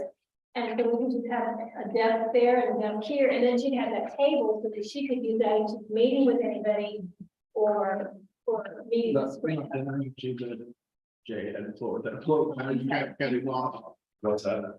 You had the floor, and I didn't cut you off. I didn't know if you were No, I done. was just saying that from the county perspective, because we want the best showmanship office, we know exactly which one it is. So how do we make that work? So if HR is here 2.5 days a week, do we move HR upstairs? Do we make that a full-time Echo Devo office? I mean, that's the thing is there's all kinds of options we have, and maybe that's what we just need to think about. Because at the end of the day, we got to do what's in the best interest, and we're gonna put Osage County across that this is us. I don't want to be rude about what an office looks like, but I've been in those offices, and I'm telling you right now, if I'm somebody that's coming to invest in Osage County, it's a no-brainer which one's gonna show up. And that's what I said. And that's because you decorated that office, I get that, but Well, I You think can't you, decorate a big space. I think you need privacy too at certain times, so I think Yeah, I for you to move somewhere else, I think would be difficult to And maintain the privacy. thing is, again, if I needed privacy, I could just let her know, and she could take Yeah, her laptop off. and come here. I was just saying that if you were to So, move upstairs, I think that would. That would work. But, Anybody, we're wrong. I think. The only thing I like about the upstairs is that the HR needs to work hand in hand with the county clerk because she does payroll and everything. Maybe it stops some of the stuff that's happened before we get communication right there immediately. And a lot of stuff that we talk about in here doesn't even come to ever pass. It's already handled before everything. There's a lot of stuff that comes before the commissioners that really doesn't. It can be handled internally if people talk. And that's- I think Stephanie and I have been working really hard at that. We have really have. Yeah. We really haven't changed it much. Yeah. I mean, I just. Actually, right from the beginning, But we have plenty of room. The reason we're forgetting about is this room right here. If you're gonna have a group of businessmen in and you want to show them something, you have a TV, you have everything right here, you have Zoom capabilities. This room could be used by that gazebo anytime they want, but they still need another place to have it. and that's why I said, I have no Exactly. problem with sharing that office. And then, and if I'm doing orientation, more than likely, that person would be in here, or, I could, you know, say I need it for about, because it's never more than a half an hour, unless somebody's coming in and have an issue, and it's a confidential thing, you know, if you guys aren't in here, I can come in here and I can do it. So I don't have that problem, and since I am paperless, the information that I have, the only thing that is not paper is our audience, and those are locked up, so it's not like I have anything, if I do keep it locked, because people do have access. So that's the only thing, that I've got it locked down, so it's not like I have to worry about anything, so. So to be clear, nobody know, we don't know who our next Echo Depot person is. We have two, and we have one scheduled for next week. So we have two very viable candidates that we'll be talking to. And so hopefully this becomes a problem sooner than later. Yeah. And I say that kind of optimistically, Oh, but no, I agree. I would like to have the problem of we don't have an office that we think is. I never liked the office upstairs. I always thought the office should have been in a different location, but if we're gonna keep it in this location, then we need to put it in. I think that's what we can do. If we're all in agreement that it will be downstairs. And we can actually move those chairs around in there, so we have chairs on each side, so that they're in front of the desk, but then those chairs that I have. in We there. can look at some measurements of what desk she had upstairs and make sure it'll fit, but I think where you have those two, sofa chairs or whatever they're called, some sort of configuration along there. Yeah, we can fix it up. And Well, and I like the idea of having that table there, it's nice because if you have a meeting, people, yeah. because there might be times, and it might be 3 or 4 people, and that would be sufficient for. Yeah. Yeah. So we're agreeing to moving the desk out of your office. Is that desk nice enough to, I mean, I know Well- it's like, what's the other one, like, It would be nice to have one that looks like. It's more like, It would be nice to have one like mine. Amanda said it was really more like one table going on. It literally- where did you find that desk that you? That was there when I got. Well, yeah, so I don't know where it came from, but Amanda had it, and then when she moved upstairs, she just took a couple because I said, well, we should get you a desk, and she's like, I can get by with these tables. And she just took 2 tables that were left over from somewhere else. and Is put there it any together. desks around? in the- I was just gonna ask, what's the ones in the senior center like? I know that you said there was some extra desks over there. I don't know where all the desks are, so we'd have to find out from the surplus people how many desks there are. Well, if we're talking about putting our best foot forward, I'm gonna throw your word in that. yeah. We want to be a good desk. I would say.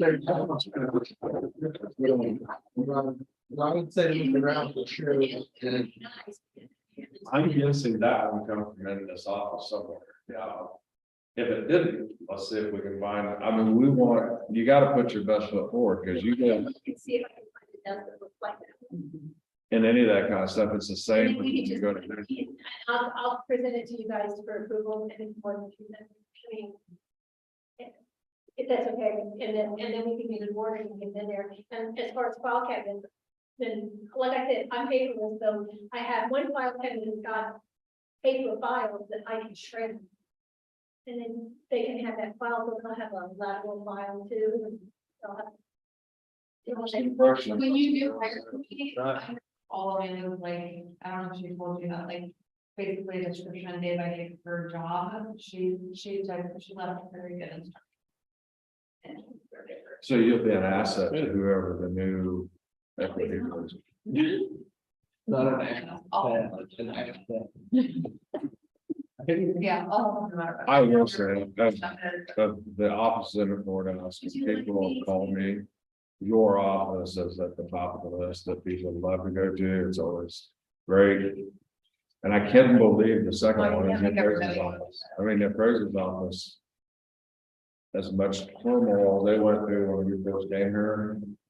It's changed dramatically. Matt's done a fabulous job, and he's a huge resource for me, and he never talks like I'm bothering him, or I didn't want to. I have nothing but them. We might have to negotiate a contract. She had one of the main terms like where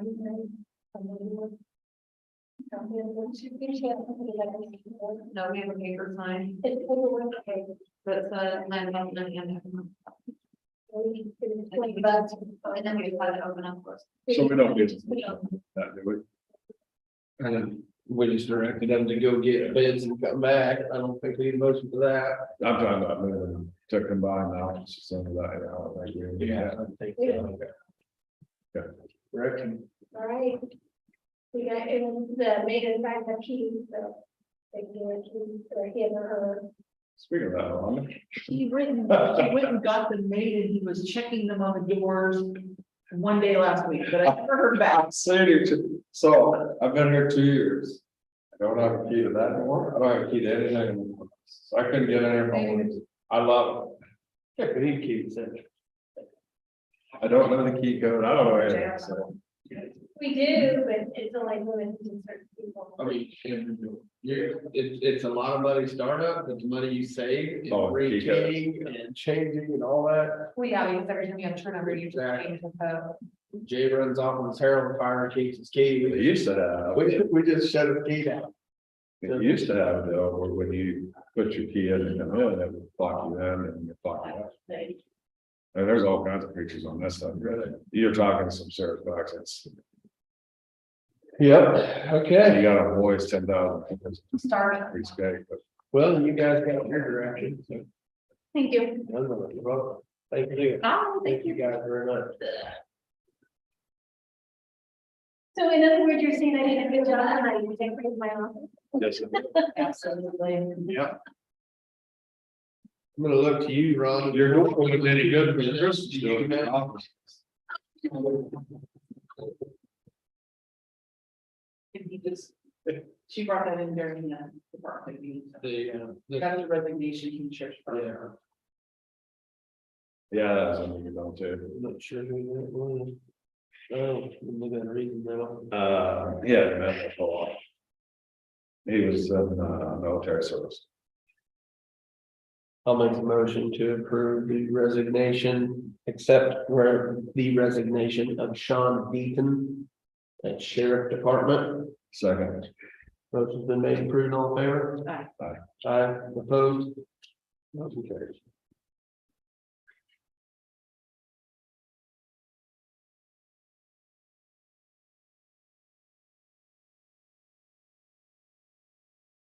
All right. Heather Allen. Wonder if I'm excluding you when we read these minutes, so I thought I'd offer. Oh, if you'd you're like to read No, them. good. Maybe on another day. I don't. my voice isn't good enough today. I think we'll, okay, meetings minutes for January 17th, 2023. The Board of County Commissioners met in regular session on Tuesday, January 17th, 2023, with all members present. Public comment. Sherry Weber, Vassar, met to discuss the commission chairman position. Stephanie Burdette, HR Director, and Christine Foster, Treasurer, met to discuss benefits for part-time employees. Motion was made by Holman, seconded by Cooter, to meet in executive session with Stephanie Burdette, HR Director, from 9:06 a.m. until 9:21 p.m. to discuss a matter involving identifiable non-elected personnel to protect the privacy rights of the individual. All voted aye, motion carried. The commissioners returned to regular session at 9:21 a.m. No action taken as a result of the executive session. Greg Watkins, Watco Group met to discuss health insurance benefits. Julie Stutman, Linden City Clerk, Pat Walsh, Linden City Attorney, Steve Morrison, Linden Mayor, Patty Axon, Burlingame City Clerk, Michelle Molnix, Burlingame Mayor, and Rod Willis, Osage City Manager, met to discuss the December tax motor vehicle distribution. Christine Foster, Treasurer, is also present. Motion was made by Bailey, seconded by Coleman to add Christine Foster, Treasurer, to the agenda for 11:30 a.m. All voted aye, motion carried. Ryan Fine, Public Works Director, met in a weekly meeting. Items discussed were road agreements with quarries and equipment repairs. Chris Wells, Sheriff, and Stephanie Burnett, HR Director, met to discuss time clock plus procedures. Chris Wells, Sheriff, discussed the annual renewal of the contract with Melbourne for law enforcement services and gave statistics on 2022 emergency calls and responses. Motion was made by Bailey, seconded by Cooter, to approve the annual law enforcement service contract with the city of Melbourne. All voted aye, motion carried. Caitlin Minor, Health Department Director, met to present purchase orders for approval and discuss the bids for a new heating and cooling system. Motion was made by Holman, seconded by Bailey, to approve purchase order number 3752 to Motorola Solutions Inc. for 3 radios in the amount of $6,556.41 to be paid from the COVID-19 ELCEI grant, and purchase order number 3753 to Kansas Association of Local Health Departments in the amount of $667.68 for annual dues to be paid from the health fund. All voted aye, motion carried. Motion was made by Holman. I need to correct that spelling. Nope. Oh, your name, Mom? It happens all the time. Seconded by Bailey to approve the health department requesting bids for a new heating and cooling system. All voted aye, motion carried. Motion was made by Bailey, seconded by Holman to request proposals for a heating and cooling system maintenance agreement. All voted aye, motion carried. Kelsey Linsky, Clerk of the District Court, met to discuss the certification of her 2023 budget request. Motion was made by Holman, seconded by Bailey to approve the 2023 budget for the courts as presented. All voted aye, motion carried. Commissioners' concerns and comments. Day at the Capitol, February 9th, 2023, in additions to the website. Motion was made by Cooter, seconded by Bailey to add the county budget, audit report, and levy sheet to the website under the government tab. All voted aye, motion carried. Christine Foster, Treasurer, met to discuss year-end closing process. Following claims were allowed and checks issued on the following funds. General amount of $115,990.07. Road and Bridge, $36,617.41. Health, $815.85. Weight disposal, special levy, $3,635.03. Election, $300. Melbourne LE fund, law enforcement, $91.64. Appraiser, $1,936.43. Noxious weed, $977.35. Osage County made lateral, $100. Federal owned land entitlement, $61,143.36. Sheriff inspection fee, $517.10. Emergency 911 wireless county treasurer auto reimbursement, $59,435.48. Reimbursement, $396.67. Diversion fees, $126.89. Grand total, $282,083.78. Motion was made by Holman, seconded by Bailey to approve claims as presented. All voted aye, motion carried. Motion was made by Holman, seconded by Bailey to approve the emergency vehicle permits for Brett Lewis Linden on a 2020 Ford Fusion and a 2000 Chevy Tahoe. All voted aye, motion carried. Commissioner Bailey read the minutes of the January 11th, 2023 meeting. Motion was made by Bailey, seconded by Holman to approve the minutes of the January 11th, 2023 meeting with corrections. All voted aye, motion carried. Commissioner Bailey read the minutes of the January 9th, 2023 meeting. Motion was made by Bailey, seconded by Holman to approve the minutes of the January 9th, 2023 meeting. All voted aye, motion carried. Motion was made by Bailey, seconded by Cooter to adjourn the meeting in regular session on Monday, January 23rd, 2023. All voted aye, motion carried. Motion to approve the January 17th, 2023 minutes with one minor correction. Two, because I have PM, what should be AM. With correction. Motion's been made and seconded, all in favor? Aye. Aye. Opposed? Motion carries.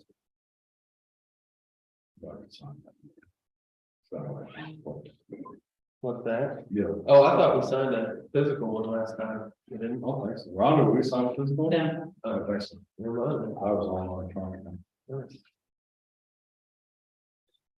We'll get enough progress there. Minutes are in. Let's get it. If I've done that for the next draft. Let's sign the shoes. Oh. These they're. Yeah, Ron, will say like.